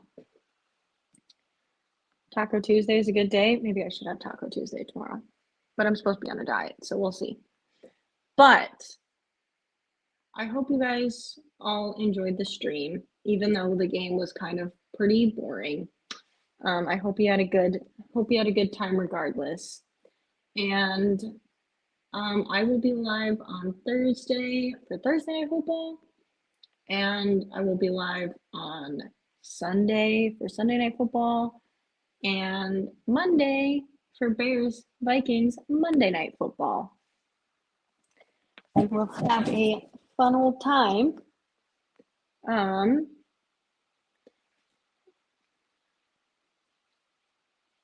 Are we still doing Alexis After Dark because I got some taco jokes? Oh God, I'm scared. I'm scared of what the taco jokes are going to be. Why do I feel like that can go a very interesting direction? When the football season wraps up, I'll still be doing lives. I don't know for sure what days. It's probably going to be earlier than the times we do them now, so that the streams don't go until 11 p.m. But we'll definitely be able to have more after dark-ish streams because there's not going to be football to watch at the same time. So still got to plan out like what we're going to do during the live, but I think it could be pretty fun. They're actually playing a preview right now for the Bears Vikings game. But yeah, there will be time for some after dark chat during the off season when we don't have football to watch. So I guess be prepared for topics, and we have to figure out what we're going to do during the lives. I would love to have the chat going while I like play Fortnite or something. Because I think that could be fun. The problem is I don't know how to get it right now to connect to YouTube and Twitter. Because if I could, then you guys would all see it. But when I go only live on Twitch, it's not as easy. But then at least I could have something streaming. So like I could be playing Fortnite, but the after dark chat could be happening.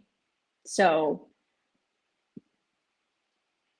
I could be gaming, playing my Fortnite, and then you guys could be in the after dark chat, and then we can make the chat fun. But I got to figure out how to get that set up so that you guys can see it on YouTube and on Twitter, because I can't get it to work right now like that. Be sure to post in the community section if you go live in the off season. Oh, I will. And I'm gonna try to stick to a set time. So like set daytime, similar to how like obviously we have the games on Monday, Thursday, Sundays. I'm gonna try to find a daytime that are best so that we have a set schedule for those times so that you guys know what day and time we're going live at, so you can consistently have something to go to. But yeah, I'll also post it on the thing. I'll post it on the community channel. But I do want to find a way to do something where I could do like Fortnite and you guys can be in the chat, because I think that could be fun. Oh yes, and it will be in the Discord when I share it. It will also be in there too. So pay attention to that. But with that, make sure you like and subscribe. Helps boost the streams.